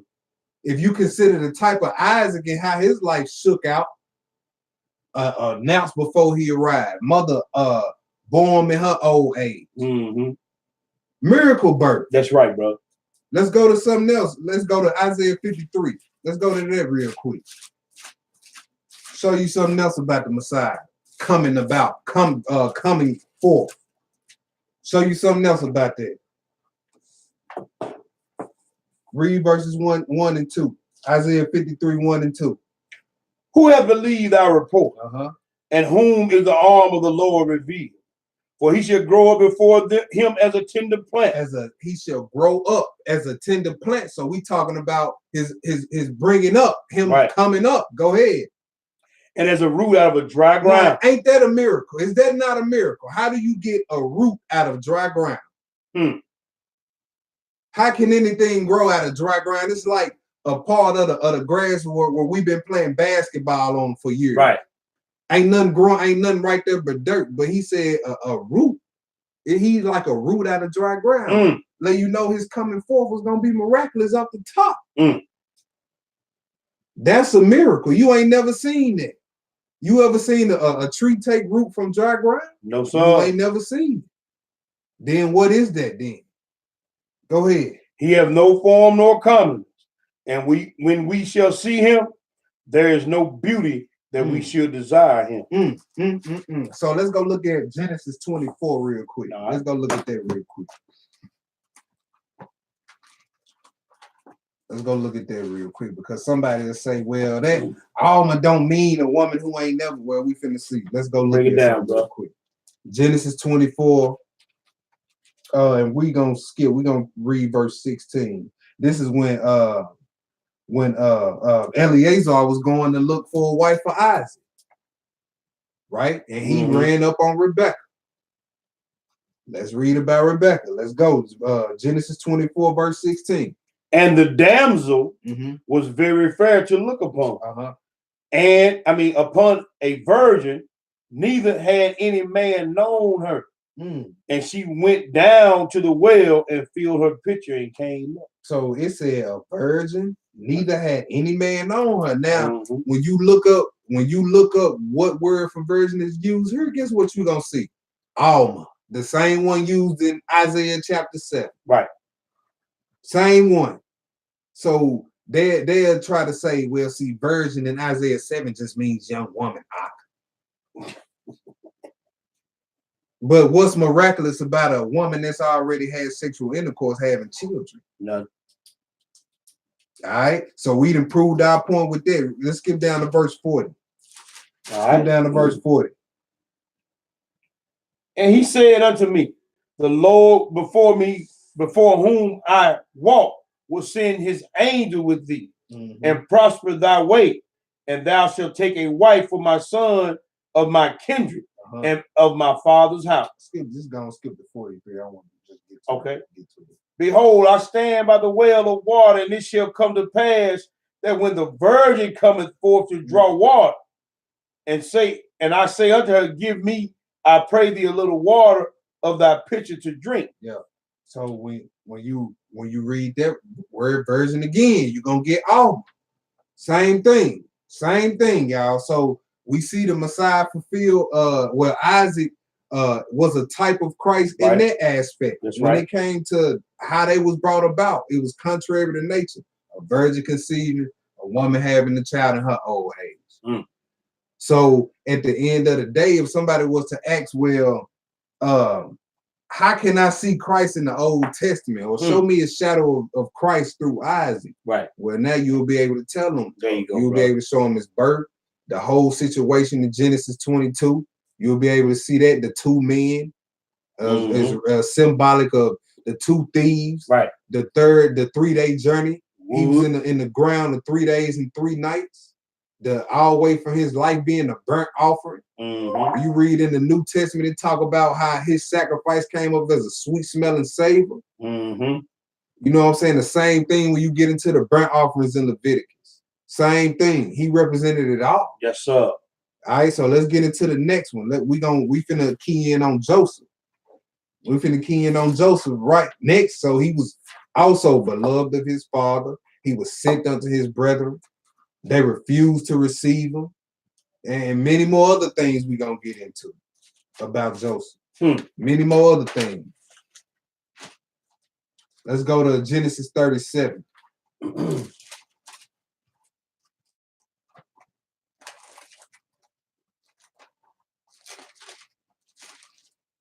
Genesis 37, we're gonna pick it up at verse 1. All right. Yeah, verse 1. Genesis 37 and 1. Uh-oh. Let me get this right. All right. And Jacob dwelt in the land wherein his father was a stranger in the land of Canaan. These are the generations of Jacob. Joseph, being 17 years old, was feeding the flock with his brother, and the lad was with the sons of Bilhah and with the sons of Zilpah, his father's wife. Yeah. And Joseph brought unto his father their evil report. Now Israel loved Joseph more than all his children. The love of his father. Go ahead. Because he was the son of his old age. And when he made him a coat with many colors. And when his brethren saw that their father loved him more than all his brethren, they hated him. So what else symbolism do we see so far right here? His brothers hated him. Go ahead. And could not speak peaceably unto him. And Joseph dreamed a dream, and he told it to his brethren, and they hated him yet the more. Yeah. And he said unto them, Hear, I pray you, this dream which I have dreamed. For behold, we were binding sheaves in the field, and lo, my sheaf arose and also stood upright. And behold, your sheaves stood round about and made obeisance to my sheep. And his brethren said to him, Shalt thou indeed reign over us? Or shalt thou indeed have dominion over us? And they hated him yet the more for his dreams and for his words. So he had a dream that his brothers was gonna show obeisance to him. That's some more symbolism of Christ. Go ahead. And he dreamed yet another dream, and told it to his brethren, and said, Behold, I dreamed a dream more. And behold, the sun and the moon and the 11 stars made obeisance to me. And he told it to his father and to his brother. And his father rebuked him and said unto him, What is this dream that thou hast dreamed? Shall I, thy mother, and thy brethren indeed come to bow down ourselves to thee, to the earth? And his brothers envied him, but his father observed the same. So pretty much everything that Joseph knew was going to bow to him. You know what I'm saying? Pretty much everything that belonged to Joseph was going to bow to him. Same thing with the Messiah. Right, brother. He made, we read in that John 1, he made the earth, right? Yep. Then we can read all throughout Isaiah, Revelation, New Testament, every knee gonna bow. Every tongue gonna confess. That's what obeisance means. Where we at? Left off, we finished at 11. All right, go ahead. And his brethren went to feed their father's flock in Shechem. And Israel said unto Joseph, do not thy brethren feed the flock in Shechem? Come, and I will send thee unto them. And he said to him, here am I.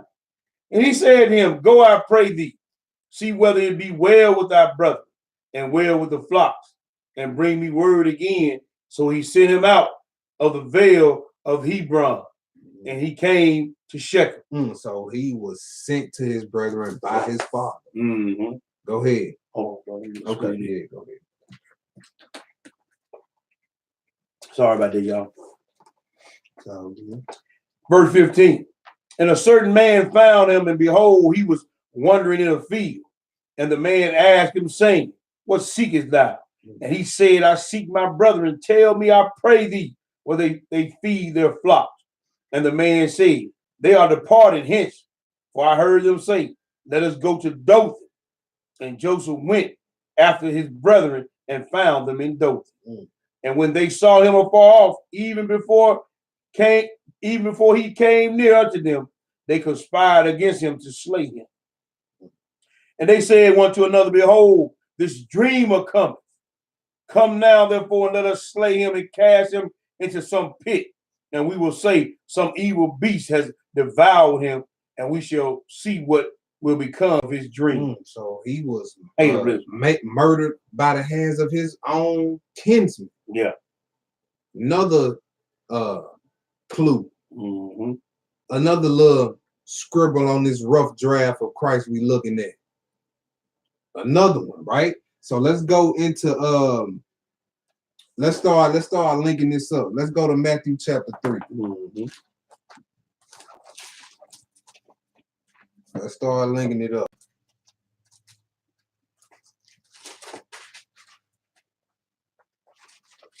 Matthew chapter 3, 13 through 17. All right. Then cometh Yeshua from Galilee to Jordan unto John to be baptized of him. But John forbade him, saying, I have need to be baptized of thee, and comest thou to me? And Yeshua answered and said unto him, suffer it to be so now, for thus it becometh us to fulfill all righteousness. That's right. Then he suffered him. And Yeshua, when he was baptized, went straightway out of the water, and lo, the heavens were opened unto him. And he saw the Spirit of God descending like a dove and lighting upon him. And lo, a voice from heaven saying, this is my beloved Son, in whom I am well pleased. So this is my beloved Son, in whom I am well pleased. And we read that Joseph was beloved, was loved by his father more than he loved all his brothers. What's this right here? Up on the screen. Oh, that ain't nothing. All right, so let's go to the next spot, Isaiah the 42nd chapter. We're focusing on beloved of his father.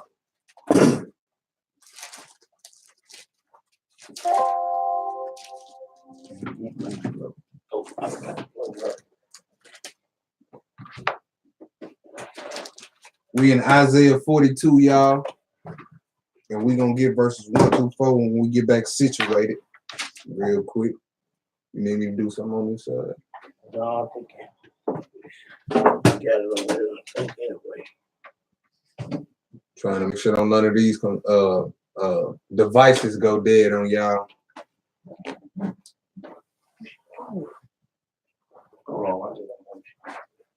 There was 1 second, y'all. Let's see what y'all talking about on this comment board.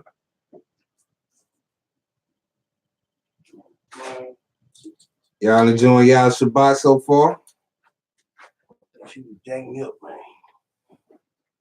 She was moving my cord.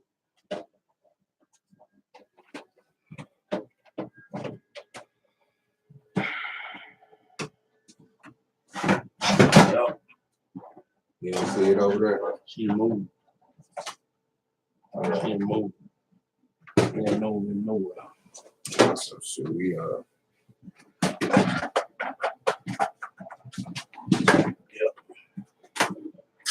It's let them know we may go dead on Facebook. Yeah, if y'all on Facebook, y'all might want to migrate on over to YouTube, cause it's can't find a charger cord for this laptop, so it might go dead. during the middle of the broadcast, but we should be good on YouTube though. And we'll repaste it though. Yeah, We'll be repost good. it, I mean. We should be good on YouTube though. Can y'all still hear us on there, y'all? Let us know if y'all can still hear us on YouTube. Give us a 7 or something up in the chat. Yeah, somebody. All right, where we leave off at, brother? All right, we in Isaiah the 42nd chapter.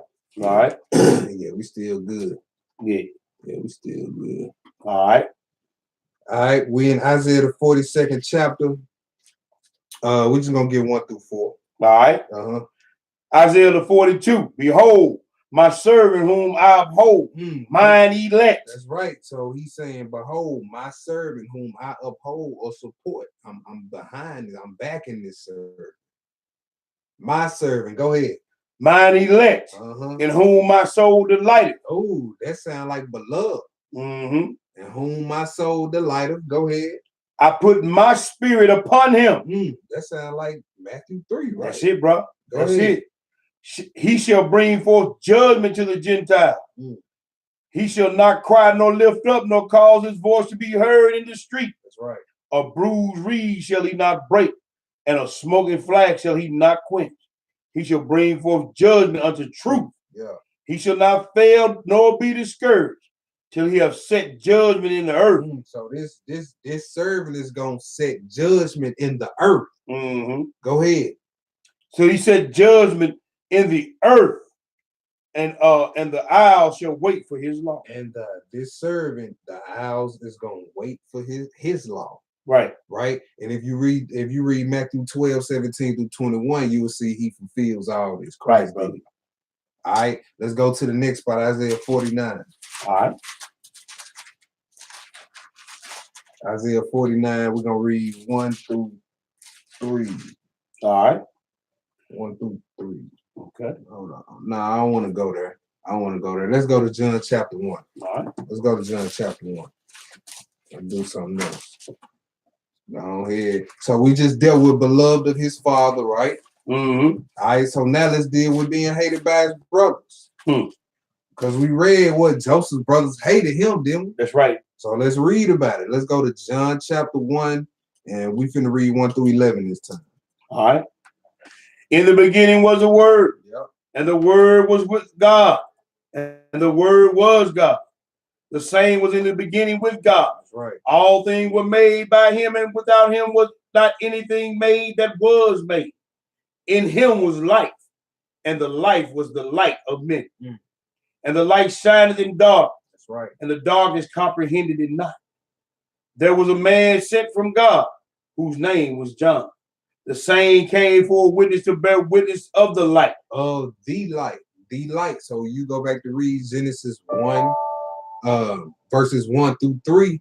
That light, that first light that shined out of darkness before the sun was created. Who was that? That's it, brother. Go ahead.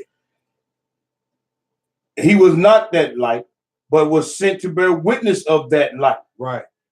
That was the true light. That's right. Which lighteth every man that cometh into the world.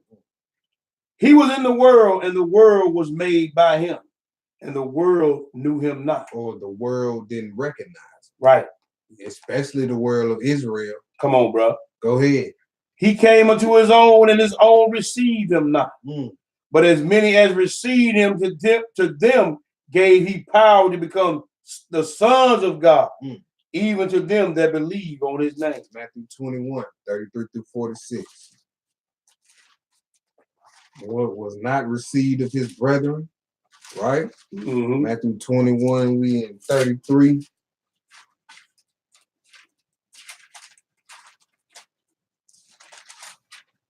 through 46. This is Yeshua putting forth a parable. Go ahead. Here another parable. There was a certain householder which planted a vineyard and hedged it round about, and digged a wine press in it, and built a tower and lent it out to husbandmen, and went into a far country. And when the time of the fruit drew near, he sent his servants to the husbandmen that they might receive the fruits of it. And the husbandman took his servants and beat one, and killed another, and stoned another. Again, he sent other servants more than the first, and they did unto them likewise. So the workers in this vineyard are being hostile towards the service that's being sent by the person who's in charge of the vineyard. Right, brother. All right, go ahead. But last of all, he sent unto them his son. His son, go ahead. Saying, they will receive my son. They will reverence my son. That's right. But when the husbandmen saw the son, they said among themselves, this is the heir. Come, let us kill him and let us seize on his inheritance. That sounds like the same talk we read back there in Genesis. Right, when brother. We was reading about Joseph and his brothers. Right, go ahead. And they caught him and cast him out of the vineyard and slew him. When the Lord therefore of the vineyard cometh, what will he do unto those husbands? So basically, he putting forth a parable about the wicked Israelites who don't accept Yeshua, right, Hamashiach. So he asked them a question. He finna let their judgment come out of their own mouth after he put forth a parable, which is a physical story with a heavenly meaning, spiritual meaning. He put forth a parable and he asked them, all right, so what should happen to these men that did this to the servants and to the earth? What should happen to them? Go ahead. Let's see what they say at their own mouth. Go ahead. They said unto him, he will miserably destroy those wicked men, and will let out his vineyard, and will let out his vineyard unto other husbands, which shall render him the fruits in their season. See that? So this is symbolic of the nation of Israel rejecting the Messiah. This is what he going into, rejected by his brothers. Go ahead. And he said unto them, did ye never read in the scriptures, the stone which the builders rejected, the same has become the head of the corner? Going back to what? Psalms 118, 22 and 23. Come on, brother. Go ahead.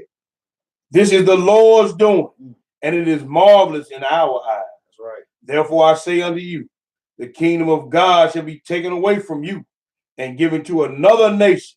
Bring forth ye fruits therefore. Bring ye forth the fruits thereof.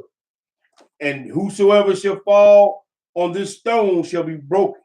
But whomsoever shall fall, it will be ground to powder. And when the chief priests and the Pharisees had heard his parables, they perceived that he spake of them. But when they sought to lay hands on him, they feared the multitude because they took him for a prophet. All right, so we just read right here. It says, whosoever shall fall on this stone shall be broken. Right. But whomsoever it shall fall, it will grind him to powder. It's better you fall on the stone. Like you don't want this stone falling on you. Right.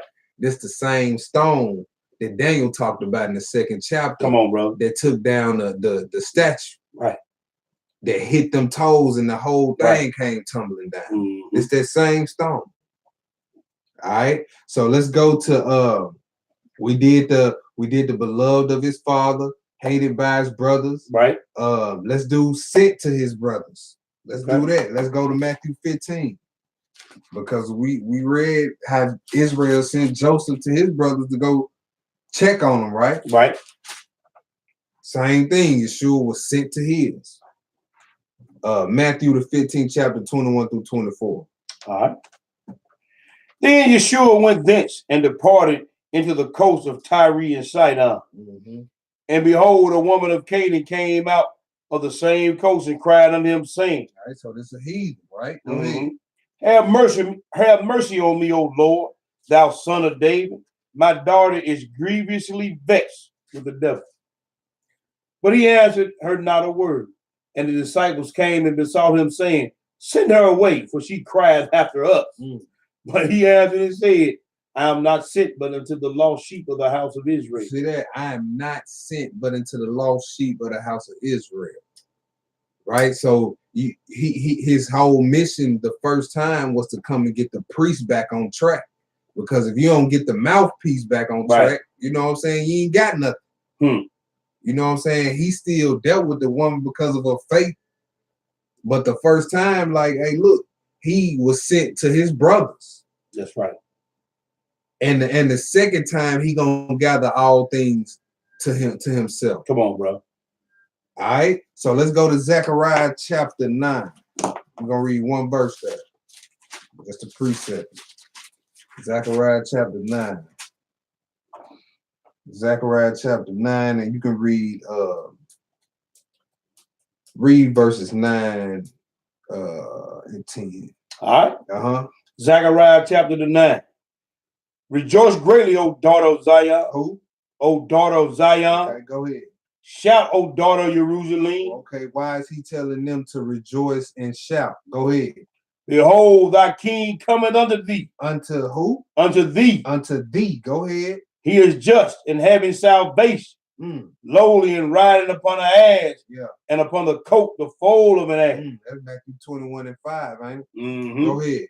Verse 10. And I will cut off the chariot from Ephraim, and the horse from Jerusalem, and the battle bow shall be cut off, and he shall speak peace unto the heathen, and his dominion shall be from sea even unto sea, and from river even unto the ends of the earth. So this king that's coming to Zion, you know what I'm saying? He gonna cut off the battle bow, and his dominion is gonna be from one end of the earth to the other. Yes, sir.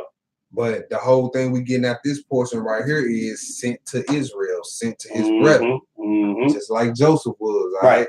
So let's look at because we read his own kindred conspired to kill him. So let's go look at that about the Messiah. Let's go to Matthew 12. No, let's go to John 11. All right. Let's go to John 11. 40. We're gonna pick it up at 45. This is right after he raised Lazarus after 4 days. His body was stinking. None of the Pharisees did miracles like that. Yet they plotting and scheming and hating. John chapter 11, verse 45. All right. Then many of the Jews which came to Mary and had seen these things which Jesus did believed on him. And some of them went their ways to the Pharisees and told them what things Yeshua had done. Then gathered the chief priests and the Pharisees a council and said, what do we? For this man does many miracles. And if we let this alone, all men will believe on him. And the Romans shall come and take away both our place and nation. You see that? Sorry, man. You see that? Sorry. That's what they mind was focused on. Worrying about a position and status. Yeah. Go ahead. And one of them named Caiaphas, being the high priest that same year, said unto them, ye know nothing at all, nor consider that it is expedient for us that one man should die for the people, and that the whole nation perish not. Yeah. And this spake he not of himself, but being a high priest that year, he prophesied that Yeshua should die for that nation. So this is somebody who was an enemy of Yeshua. Right. Admitting. That's it, bro. You know what I'm saying? Why don't none of his enemies do that today? Right. You know what I'm saying? They deny that some of them deny he was even ever born, existed. And we got historical proof of that too, that he did. But you know what I'm saying? We'll bring that out probably at the end. Go ahead. 52. And not for that nation only, but that also he should gather together in one the children of Yahweh that were scattered abroad. That's right. Then from that day forward, they took counsel together for to put him to death. All right, so let's go back to Genesis. So now we seeing this slowly come together with Joseph as well. How was he a type of Joseph? Well, you could say he was beloved of his father, hated by his brothers, sent to his brothers by his father. All right. His own kindred plotted to murder him. Let's look at more. Let's get more. We're in Genesis, the 42nd chapter. All right. We're in Genesis 42. Let's get 1 through 8. All right. Now, when Jacob saw that there was corn in Egypt, Jacob said unto his son, why do ye look one upon another? And he said, behold, I've heard that there is corn in Egypt. get ye down thither, and buy for us from thence, that we may live and not die. So Pop's like, man, what y'all just sitting here looking at each other like y'all crazy for? Y'all better get down there to Egypt and go get some food. Right. Go ahead. And Joseph's 10 brothers went down to buy corn in Egypt. But Benjamin, Joseph's brother, Joseph's brother, Jacob sent not with his brethren, for he said, lest peradventure mischief befall him. That's right. And the sons of Israel came to buy corn among those that came, for the famine was in the land of Canaan. And Joseph was the governor over the land, and he that sold to all people of the land. And Joseph's brethren came and bowed down themselves before him with their faces to the earth. And Joseph saw his brethren and knew them, but he made himself strange unto them, and spake roughly unto them. And he said unto them, whence come ye? And they said, from the land of Canaan, to buy food. So far, what can we take out of this, or how do we see Christ in this so far? Well, you got, for one thing, you got the world at this time in a famine, right? And they all coming up to Egypt, and this one person is running everything. Go ahead, bro. I got a sister trying to get on YouTube. Okay, and so this one person is running everything, which is Joseph. He's in charge. Everybody got to come see him. And what happened? It said his brothers bowed down to the earth to him.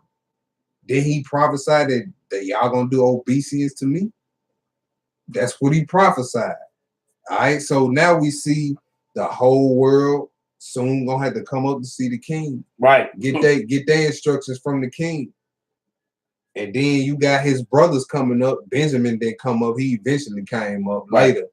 But you got who you got there? You got Simeon there, Judah, Levi, pretty much all the progenitors of the tribes coming up to this one man. Right. See that? Go ahead. You got the whole world. He feeds basically the whole world. That's right. Go ahead. More symbolism. That's it. Verse 9. And Joseph remembered the dream which he had dreamed of them, and said unto them, ye are spies. Ye are spies to see the nakedness of the land. Are ye come? Okay, go ahead. Read that next verse. Man. Okay. And they said unto him, nay, my lord, but to buy food are thy servants come. And now notice notice this. His brothers didn't recognize him the first time. Yeshua's first time on this earth. Right, bro. His brothers didn't recognize. Let me tell you, over there in that John 7, none of his brothers even believed in him. None of his brothers believed in him. Then we just read a parable about Israel stumbling at the Messiah. Right. All right. So the first time his brothers saw him as the king of all of Egypt, they didn't even recognize him. Let's go to Genesis 45. Genesis 45.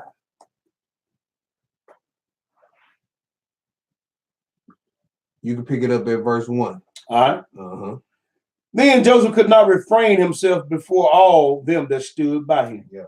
And he cried, cause every man to go out from me. And there stood no man with him, while Joseph made himself known unto his brother. Go ahead. And he wept aloud. And the Egyptians and the Egyptians and the house of Pharaoh heard. And Joseph said unto his brother, I am Joseph. Does my father yet live? And his brethren could not answer him, for they were troubled at his presence. And Joseph said unto his brother, come near to me, I pray you. And they came near. And he said, I am Joseph, your brother, whom ye sold in Egypt. Yeah. Now therefore, be not grieved, nor angry with yourself, that ye sold me hither. For Yahweh did send me before you to preserve life. These 2 years has the famine been in the land, and yet there are 5 years in which they shall neither be earing nor harvest. And God sent me before you to preserve you and posterity, a posterity in the earth, and to save your lives by a great deliverance. So now it was not that you sent me hither, but God, and he has made me a father to Pharaoh, and a lord of all his house, and a ruler throughout all the land of Egypt. Read that verse 10 and 11. All right. And thou shalt dwell in the land of Goshen, and thou shalt be near unto me, and thou and thy children, and thy children's children, and thy flocks and thy herds, and all that thou hast. And there I will nourish thee, for yet there are 5 years of famine, lest thou and thy household and all that thou hast come to poverty. All right, so more symbolism dealing with Joseph as a type of Christ. We see that the first time his brothers didn't recognize him, they rejected him, just like Christ did. Christ's brothers did, I should say. Right. But the second time they recognized him. And then when they recognized him, right, it said he set them in the land of Goshen. So he gave the land of Goshen to his brothers for an inheritance. So when the Messiah come back, set everything straight, what land is he gonna give to his brothers for an inheritance? Come on, brother. The land of Israel. All right, so let's link it. Let's link it up. Let's go to let's deal with because we read when he sent all men away from him, right? That's showing you something in this set. Right. Let's go to Romans chapter 2. Let's go to Romans chapter 2. It said when he sent all men from him, there wasn't nobody standing there but his brother. Right. And he cried out. And that's showing you, you know what I'm saying, where judgment is gonna start first. Right. We dealing with types of Christ. Joseph was a type of Christ. Well, where is judgment gonna start at first? Who he gonna deal with first? He Come on. Sent all men away from him and dealt with Simeon, Levi, Judah, Benjamin, Issachar. You see that? Whatever, you know what I'm saying? All the tribes, the progenitors of the tribes, then. So when the Messiah come back, where he say judgment start at his house. That's it, bro. Let's get it. Let's go to Romans chapter 2. Read 1 through 9. All right. Romans 2, verse 1. Therefore thou art inexcusable, old man. Whosoever thou art that judges, for where within thou judgest another, thou condemnest thyself. For thou that judges does the same thing. Yeah. But we are sure that the judgment of God is according to truth against them which commit such things. And thinkest thou this, O man, that thou judgest them which doeth such things, and thou doest the same, that thou shalt escape the judgment of your house? Yeah. Or despisest thou the riches of his goodness and forbearance and long suffering, not knowing that the goodness of God leadeth thee to repentance? But after the hardness and impenitent heart, treasure up thyself wrath against the day of wrath and revelation of the righteousness of the righteous judgment of your house. Go ahead. Who will render to every man according to his deeds, and to them who by patience continue in well-doing seek for glory and honor and immortality, eternal life. That's right. But unto them that are contentious and do not obey the truth, but obey unrighteousness in indignation and wrath, tribulation and anguish upon every soul of man that doeth evil. You see that? Tribulation and anguish. That's excruciating pain. Yes, sir. Anguish. Go ahead. Of the Jew first, and also of the Gentile. You see that? It come to the Jew first. It come to the Jew first, then the heathen. Let's go to 1 Peter chapter 4.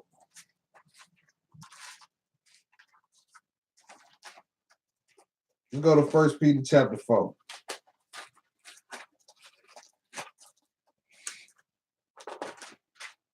He sent all men away from him and dealt with his brethren. Lifted up his voice.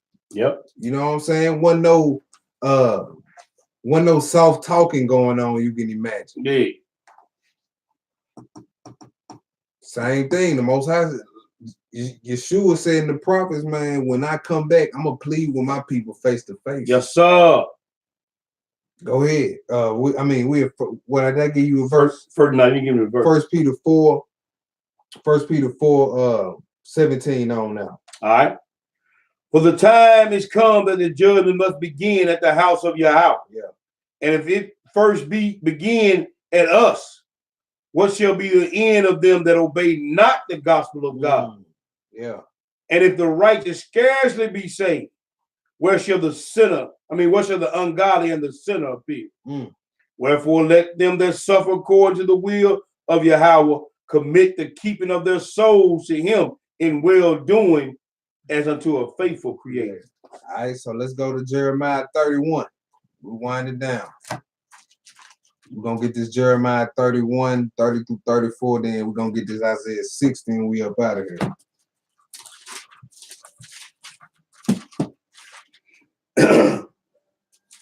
We saw how the first time Yeshua came on the scene, his brothers didn't recognize him. When Joseph's brothers showed up the first time, they didn't recognize him. But that second time, they recognized him. Right? So let's get this Jeremiah 31, what I said, 30 through 34. Yep. All right. Jeremiah 31, verse 30. Yeah. But everyone shall die for his own iniquity. We read that in Romans 2. Every man that eateth the sour grape, his teeth shall be set on edge. That's right. Behold, the days come, saith the Lord, that I will make a new covenant with the house of Israel and with the house of Yahuwah, not according to the covenant that I made with their fathers in the day that I took them by the hand to bring them out of the land of Mitzrayim, which my covenant they break, although I was an husband unto them, saith Yahweh. But this shall be the covenant that I will make with the house of Israel after those days, saith the Lord. So we talking about the new covenant. It's a better covenant established on better promises with the same people the old covenant was right, with. brother. So if you say you under the new covenant, you know what I'm saying, and you don't acknowledge the Israelites, you're not under the new covenant. Come on, bro. Tell it like it is. Let's get it. Saith Yahweh, I will put my laws in their inward parts and write it in their hearts. Yeah. And I will be their power, and they shall be my people. That's right. Verse 34. And they shall teach no more every man his neighbor, and every man his brother, saying, know ye the power? That's right. For they shall all know me, from the least of them unto the greatest of them, saith the Lord. That's right. For I will forgive their iniquity, and I will remember their sin no more. So he said, in that day, they all gonna recognize me. They gonna know me then. You know what I'm saying? And just like Joseph, he forgave his brother. That's right. And just like he just said, I'm gonna forgive their sin. Forgive their sin. That's it. Joseph pardoned his brothers, man. Yeah. They just like they conspired to have him killed. Right. Same thing. That's it, bro. Same thing. Y'all, let's go to this Isaiah 60. You said 60? Yeah, 60. Okay. We're gonna pick it up at verse 1.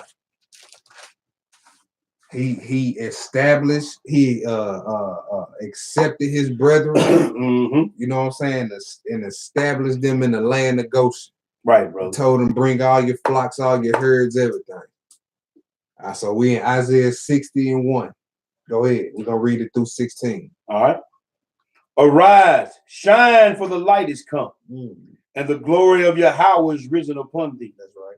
For behold, the darkness shall cover the earth, and gross darkness the people. You see that? So the light, we know who that light is.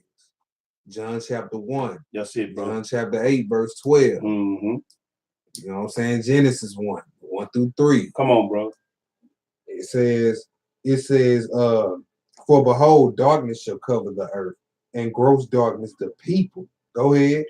But Yahweh shall rise upon thee, and his glory shall be seen upon thee. So the common thing, another common thing dealing with Yeshua in the scriptures is the light shining out of darkness. That's another common thing. Come on, bro. And you read over in 2 Corinthians, it tell you the glorious gospel of Christ is like a dark light, a light shining into a dark mind. That's right, bro. And he, guess what? Paul went right back to Genesis 1:1-3. Mhm. Go ahead. And the Gentiles shall come to thy light, and kings to the brightness of thy rising. That's right. Lift up thine eyes round about and see. All they gather themselves together. They come to thee. Thy son shall come from far, and thy daughter shall be nursed at thy side. Then shalt thou see and flow together, and thine heart shall fear and be enlarged, because the abundance of the sea shall be converted unto thee. The forces of the Gentiles shall come unto thee. The forces or riches of the Gentiles is going to come to you, Israel. That's it, bro. Go ahead. The multitude of camels shall cover thee. The dromedaries of Midian and Ephah, all they from Sheba shall come. They shall bring gold and incense, and they shall show forth the praises of Yahweh. Verse 7. All the flocks of Kedar shall be gathered together unto thee. The rams of Naboth shall minister unto thee. They shall come up with acceptance on mine altar, and I will glorify the house of my glory. So, just like Joseph established, put his brothers in a specific land and gave them the inheritance of their land and told them to bring out their flocks. Same language right here. He talking about flocks being brought up. Right. You having so much land. It tell you in other scriptures in Isaiah that they saying, look, it ain't enough room for us. Right. We're gonna have to stretch that line on now. Yeah. Go ahead. Who are these that fly as a cloud, and as doves to their window? Surely the isles shall wait for me, and the ships of Tarshish first, to bring thy sons from far, their silver and their gold with them, unto the name of Yahweh the Lord thy God, and of the Holy One of Israel, because he has glorified thee. And the sons of strangers shall build up thy wall, and their kings shall minister unto thee. For in my wrath I smote thee, but in my favor have I had mercy on thee. Right. Therefore the gates shall be open continually. They shall not be shut day or night, that men may bring unto thee the forces of the Gentiles, and their kings may be brought. For the nation and kingdom that will not serve thee shall perish. Yeah, the old nation shall be utterly wasted. The glory of Lebanon shall come unto thee, the fir tree, the pine tree, the box together, to beautify the place of my sanctuary. I will make the place of my feet glorious. The sons also of them that afflicted thee shall come bending unto thee. Y'all see that?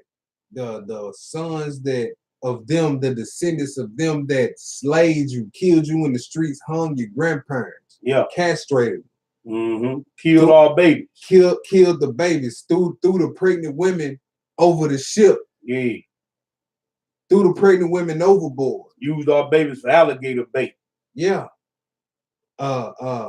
sodomized our men, right? Buck breaking, what they call. They gonna come bending to you.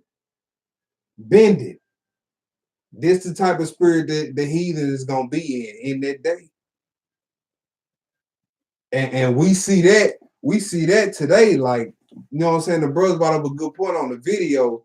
And a lot of people have they cringe when they see a heathen bow down and kiss the Israelite feet that's standing out there on the street corner. But one of the brothers brought up a good point. I mean, that gotta be the power of the Most High, because for a heathen to do that in his kingdom, right? When in the 60s, you couldn't even look at a white person in the face. They'd not blink at them. You know what I'm saying? So be careful what you cringe at and want to bash. Like, what else could that be? Brothers standing out on the street corner reading scripture, and the heathen feels compelled to get on their knees and do that. Yeah, that might scare some of you Israelites. Come on, bro. But I mean, at the end of the day, when you get all the feelings out of it, what else is there but the power of the Most High? Come on, bro. Is that deception? I mean, we read that, we can read that in the scripture.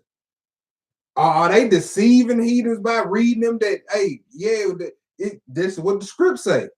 I'm gonna read that 14 again. Go ahead. Look what it say.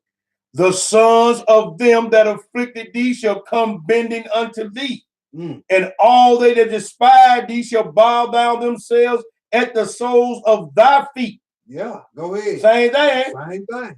And they shall call thee the city of Yahweh, the Zion of the Holy One of Israel. That's right. Whereas thou hast been forsaken and hated, where thou hast been forsaken and hated, yeah, so that no man went through thee. I will make thee an eternal excellency, a joy of many generations. You see that? A eternal excellence. That means the name of Israel forever. If anytime Israel is brought up, like, oh yeah, that's God chosen people right there. Come on, bro. For every generation after that, Israel ain't gonna ring bells. And when they hear the name Israel, they gonna think of them Negroes. Yeah. And they can't even hate us in their mind.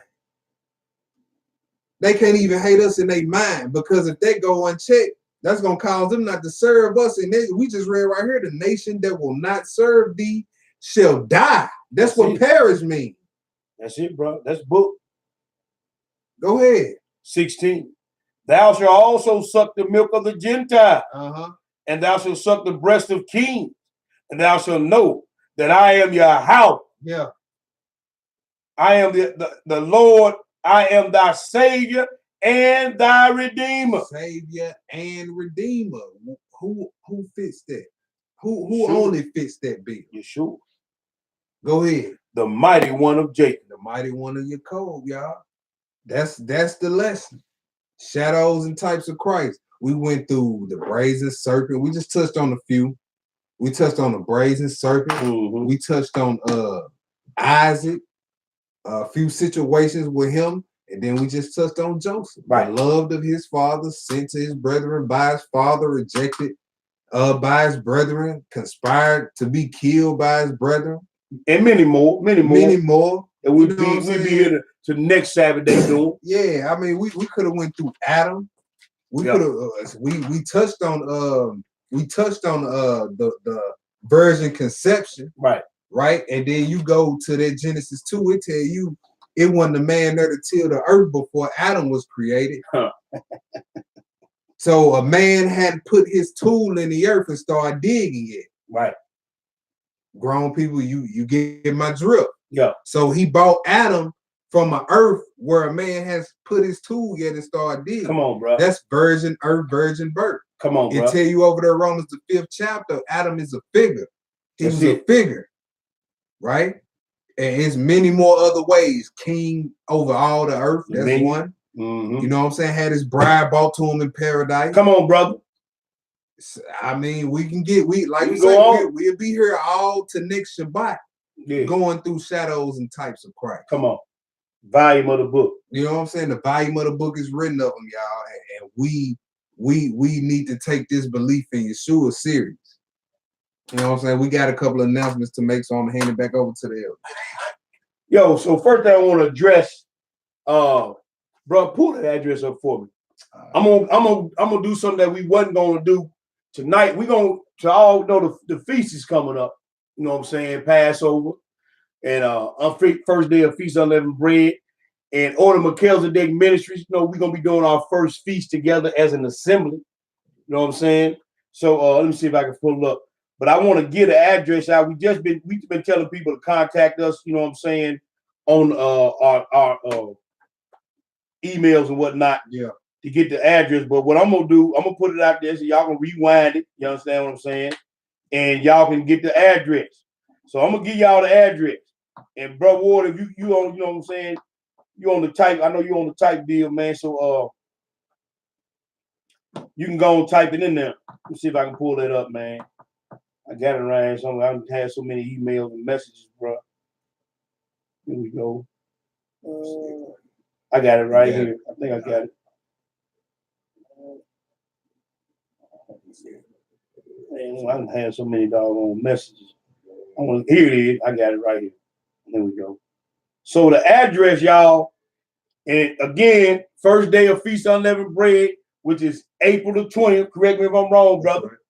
April the 20th is gonna have a simultaneous Sabbath. You know what I'm saying? You're gonna have a regular Saturday. You're gonna also have a feast day. Yeah. The address is at 2757 South Mendenhall, Suite 9. Again, that's 2757 South Mendenhall, Suite 9.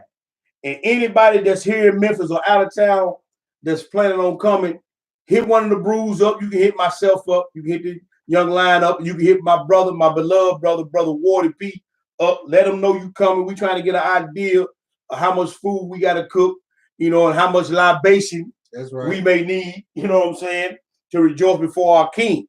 So again, it's 2757 South Mendenhall, Suite 9. You know what I'm saying? Young Lion putting it up in the chat, Brother Roy. Anybody got his contact info, y'all can hit him up. Anybody got my contact info, y'all can hit me up. And you know, we went dead on Facebook tonight. We're gonna repost it here shortly after we get off. You understand what I'm saying? And get that back up on Facebook in its entirety. Yeah. Another thing, like I want to say, man, we going into the feast days, right? Yeah. Young bro, I want you to go to Isaiah the 1 for me. Okay. Or I go to, if you gonna finish posting up, we're gonna go to Isaiah the 1 real quick, because you know, there's been some things going on within, you know, Israel, period. Right. And we don't want to go on these feast days, brothers and sisters, with the wrong mindset. Because I want to read something real quick, because again, we commanded to do these feast days and whatnot, right? But we commanded to do them with the right spirit. We can't get caught up, like we always talking about, getting caught up in the letter law, just doing the physical act of showing up on the Shabbat or showing up on the feast day. But when you go into these feast days, I want to say this to my brothers and sisters, I ain't gonna be before you real. I'm making sure as I can. But we had issues in Israel all the time. Yeah. If you got issues with your brother and sister, if you're harboring hate, malice, envy, and strife, you need to get that right and get that out of your mind, out of your heart, before these feast days roll around, because we ain't gonna go there. But they tell you, man, hey, you should take this Passover unworthy. We're gonna go there. We're gonna go there. All right. Well, let me be quiet then, so we're gonna go there. And I want you to read this Isaiah the 1. Yeah. I want you to read Isaiah the 1. And we're gonna start at verse 12, brother. We're gonna read 12, and we're gonna read 12 through 15. And this is the Lord. Go ahead and read that. Starting at 12, bro. It says, when ye come to appear before me, who have required this at your hand to tread my court. He said, now when you come up before me, I want you to just do some thinking. Who did called you to do this thing? But go ahead and read. Bring me no more vain oblation. Incense is an abomination unto me. Go ahead. The new moons and Shabbats, the callings of assemblies, I cannot away with. He cannot away with. Go ahead. It is iniquity. Ooh. It is sin. Yes, sir. Even the solemn meeting. So even when you doing all these high days and feast days, he considered that, man, iniquity. That's sin. He said, hey, man, the prayers of the wicked are an abomination unto him. Right. Right. So if you got hate and malice in your heart, if you were out here eye spying on folk because you got some kind of situation going on, you understand what I'm saying? With that brother, with their sister, you need to clean that up for these feast days coming around, because the time growing short, y'all. You understand what I'm saying? Time is growing short, and the Most High ain't got time for no fools to continue to read, bro. All right, we at verse 14. Yes, sir. Your new moon, and your appointed feast. And who appointed the feast? Yahweh appointed the feast. Right. So hey, man, he said your new moon, your appointed feast, because they a lot of times they go to try to disprove the Sunday Christians, but he ain't talking to Sunday Christians right here. Right. He talking to Israel. Right. Sunday Christians don't know nothing about no new moon. They don't know nothing about no high day. But go ahead. Keep the right. That's it, bro. It says, my soul hated. His soul hated. Why? They are trouble unto me. I am weary to bear them. Go ahead. And when you spread forth your hands, I will hide my eyes from you. Yes, sir. Okay. When ye make many prayers, I will not hear. Why?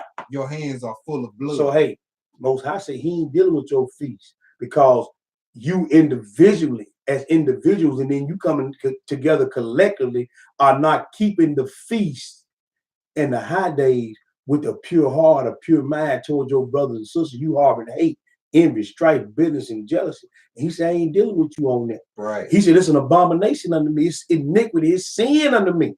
So, brothers and sisters, I'm admonishing y'all to clean this up before you get into this new year, into these feast days about to kick off. Let's take the Lord seriously the Passover, the unleavened bread, because unleavened bread is representative of not being sin-free. Right. And how you gonna be sin-free and you hate and harboring malice in your heart towards your brothers and sisters? Yeah, like we don't need to drag none of this into the new year. No. You know what I'm saying? Like let's get real. Let's grow up. You know what I'm saying? Let's get about this kingdom work. Mm-hmm. You know what I'm saying? And leave whatever beef you got. Hey, if you so call yourself beefing with me, you beefing by yourself. Right, most definitely. You know what I'm saying? Like you by yourself on that. I ain't got time for it. I ain't even finna get caught up in it. No. I ain't even finna get caught up in it. I want to read that down to 16. Go ahead, bro. Go ahead. That verse 16 says, wash you, make you clean. Make you clean. Put away the evil of your doing yes, sir. before mine eye. Uh-huh. Cease to do evil. Cease to do evil. I'm going to read this 17. You might well. Learn to do well. You got to learn. You got to make this a habit to do well. Seek judgment. Now, I want to say something. That's a big one. I want to say something. Everybody know who I'm talking to that's on the side of my board. We've been pounding on this judge, the weightier matters of the law. To my brothers, seek judgment. You heard that from the words of the Most High God. And seeking judgment. And they ain't sitting on your hand talking about it ain't got nothing to do with me. I'm gonna stay out of it. You can't seek judgment doing that. You can't seek judgment. Hey, brother, when it comes to the judgment of the Lord, you either in or you on out. No gray area. Ain't no, it ain't got nothing to do with me. You see somebody going off, correct it. Check it. Check it. Don't just correct the ones that you ain't tight with. Right. You know what I'm saying? You see somebody you tight with doing something, you don't want to say nothing. No. Seek judgment. Establish judgment in the gates. Let's figure that out, bro. It says relieve the oppressed. Judge the fatherless. Plead for the widow. Not throw the widows out the class. No. Go ahead. Let's go to your script, bro. That's good enough on that. I'm gonna hit a couple of quick ones, then we're gonna get that. Where we going? We in Proverbs 15 and 8. All right. Proverbs 15 and 8, y'all. We're just going into the right spirit that we supposed to be in for these days, man. Right? Yes, sir. Because a lot of brothers will argue or sit up and argue. Well, y'all doing it on the wrong day, brother. You got to use this calendar, or you got to go just by the moon or whatever. But the whole thing is like you can be doing it on the right day and still be in the wrong spirit. Yes, sir. So what do doing it on the right day don't count for nothing? What do that count for at the end of the day? Nothing. So the spirit is what you need to work on first. Right, bro. And everything else will fall in line. Right. What they say, anybody in jail plan on going, I will share the expenses. Okay, so they trying to get they link up Israel, gather ye yourselves together. That's right.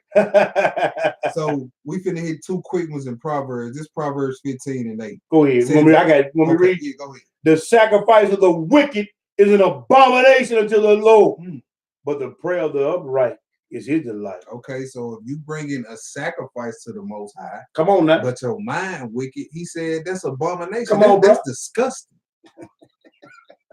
That's like you cut off a dog's neck and brought it to him for a sacrifice. Come on now. All right, so let's go to Proverbs 21 and 27. All right. Proverbs 21 and 27. Proverbs 21 and 27. The sacrifice of the wicked is an abomination. That's a second witness to that. Go ahead. How much more when he bringeth it with a wicked mind? You coming up on a feast day with wickedness in your heart. You coming out to the feast day with all against your brother. I spy against your brother. On the Shabbat. On the Shabbat, the most holy day of the week. Look, what spirit you in? Your candlestick gonna be removed. Where we going, bro? Let's get that. You gonna get that? Corinthians. Yeah. Let's get that Corinthians. Let's get that Corinthians. We in 1 Corinthians 11. We in 1 Corinthians 11. Yeah, we're gonna start it at 16, or you want to start it at 14? Let's start at 14. 1 Corinthians 11. And 14. Yeah, we're gonna start at 10, 14 through the set through yeah. Where you at? No, I'm in the wrong one. No, you want 11. Yeah, you want 11. I'm sorry. Yeah. I'm starting. You want me starting at 17? Yeah. All right, that's right. I was in the wrong chapter. Go ahead. Now, in this that I declare unto you, I praise you not. I praise you not that ye come together not for the better, but for the worse. Go ahead. For first of all, when ye come together in the church, I hear that there be divisions among you, and I partly believe See it. that? So Paul, like, hey, look, when y'all come together, he said, when y'all come together, look, I heard that it's little cliques. Yeah, You know what I'm saying? It's divisions among y'all. yeah, You know what I'm saying? It's this group of brothers over here, then it's this group of sisters over here, then it's this group of brothers over here. right. This set of people over here don't like that clique. This clique don't like that clique. This clique in the choir don't like that clique in the choir. I'm gonna sit over here. I'm gonna sit at the date table. This brother over this ministry don't like this brother in this ministry. Come on, man. He's saying It's Christ divide. he's right. He's saying, I heard his division amongst y'all. You know what? I believe. Go ahead. Paul gave it to him straight though. For there must be also heresies among you, that they which are approved may be made manifest among you.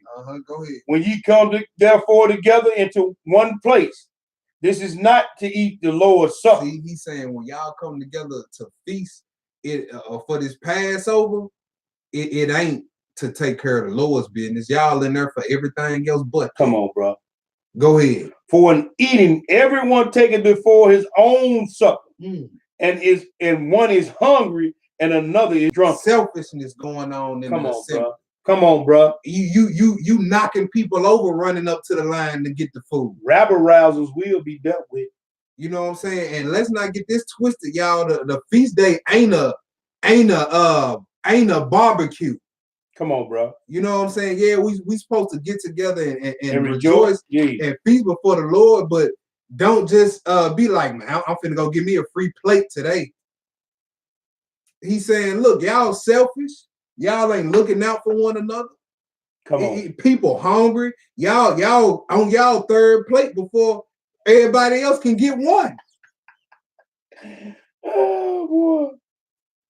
Go ahead. 22. Uh-huh. What? Have ye not houses to eat and to drink in? So he like, man, look, if that's what you think the feast about, you got a home you can eat before you come to the feast. Right. You know what I'm saying? Last year, a couple of times for the feast, I ate before I came and just got the word I was training myself up because I had started slipping into that mindset of, right. You know what I'm saying? Yeah. You know, I had to train myself on that. Go ahead. Or despise ye the church of God and shame them that have not. What shall I say to you? Shall I praise you in this? Yeah. I praise you not. For I have received of the Lord that which also I delivered unto you, that the Lord Yeshua, the same night in which he was betrayed. The same night when he was betrayed. Now, think about that. That same night, somebody kept the Passover with murder on their mind. Come on, Judas, a murderer, a hater, a betrayer. And it said because of that, when he died, he went into perdition. Go ahead.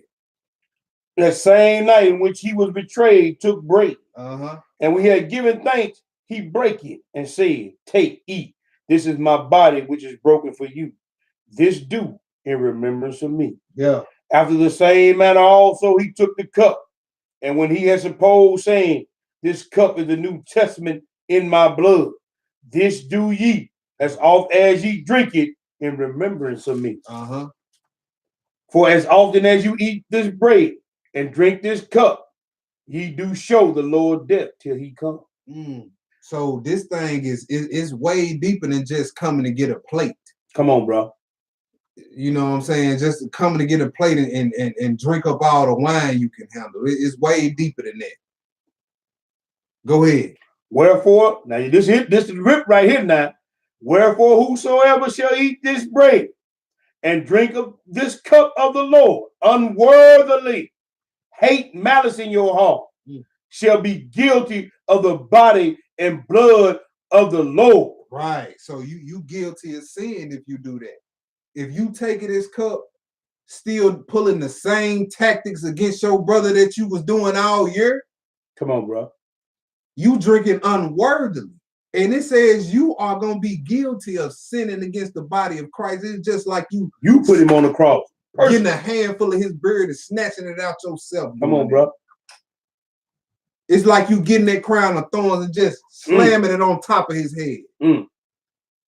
It's like you hocking up spit and blasting him in his face with it.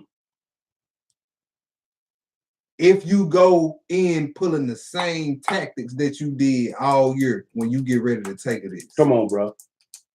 It's consequences for that. Go ahead. 28. But let a man examine himself. Yeah. And so let him eat of that bread and drink of that cup.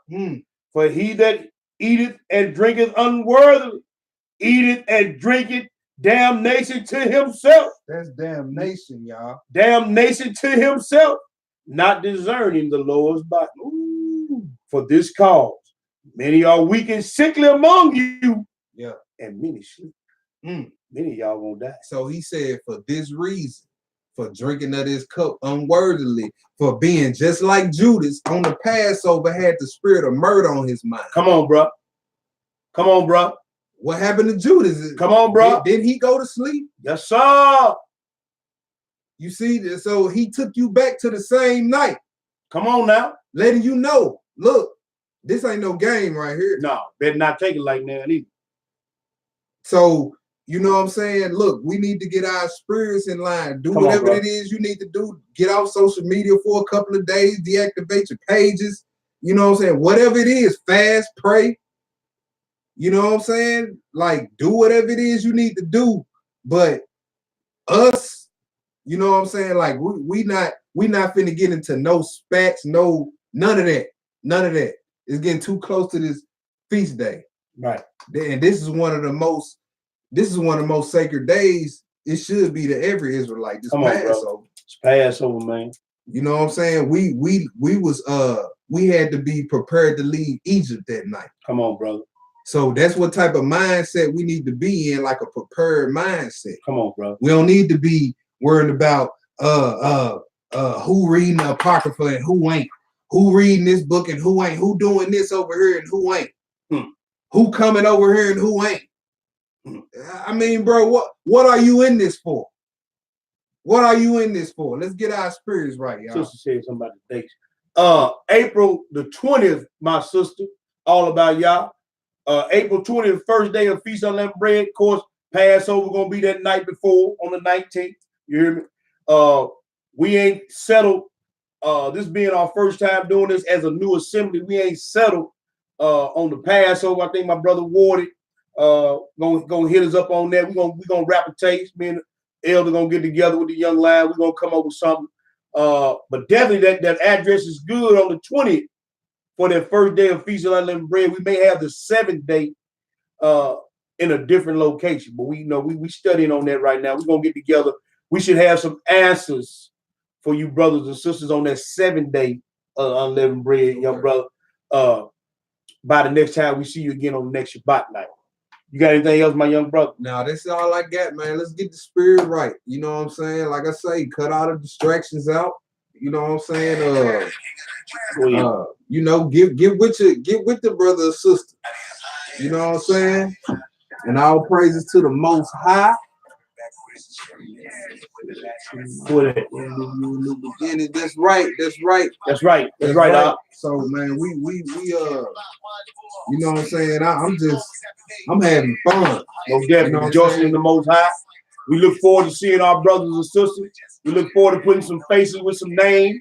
You understand? Reaching out to the four corners. Right. I'm hoping my brother Barry Gillis from Jamaica we can make it. I hope he can. If he can't, you know what I'm saying? We're gonna be looking for our other brothers and sisters from around the nation coming up to us. But hey, brothers and sisters, we love y'all. We love the worldwide family. We love all our brothers and sisters, even those who may not be fond of us. Yeah. We gonna show love. One, hey, bless, hey, to the ones that ain't fond of us, guess what? Bless you, brother. I still love you. Bless you, brother. but correction must come. That's right. Hey, and all about y'all, if you have any questions, I drop my email in the comments. Most definitely, You know most what I'm saying? You can hit me up on the email. You can hit me up on the email. Anybody else that got any questions, my email in there. Yeah, it's gonna be a blessing event again. Border, you can put your contact info in there. Everybody know he go to YouTube. The email is truehebrew02@gmail.com. Hit us up. You can hit us up on my Facebook page, Terrence Butler or Terra Israel. You can hit us up on What the Book Say radio page, or hit us up on the instant message on the Facebook message.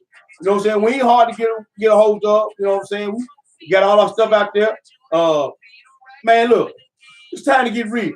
Yeah. Everything real in the field. It's time to get real about the Most High business. We're gonna take care of this business. I got some strong brothers around. Water P just put his thing up on Facebook. Full Tribe is on there. That's brother Water P. Shout out to the elder. You know what I'm saying? My beloved brother. You know what I'm saying? But hey, we love y'all. All praise, honor, and great glory is unto our power.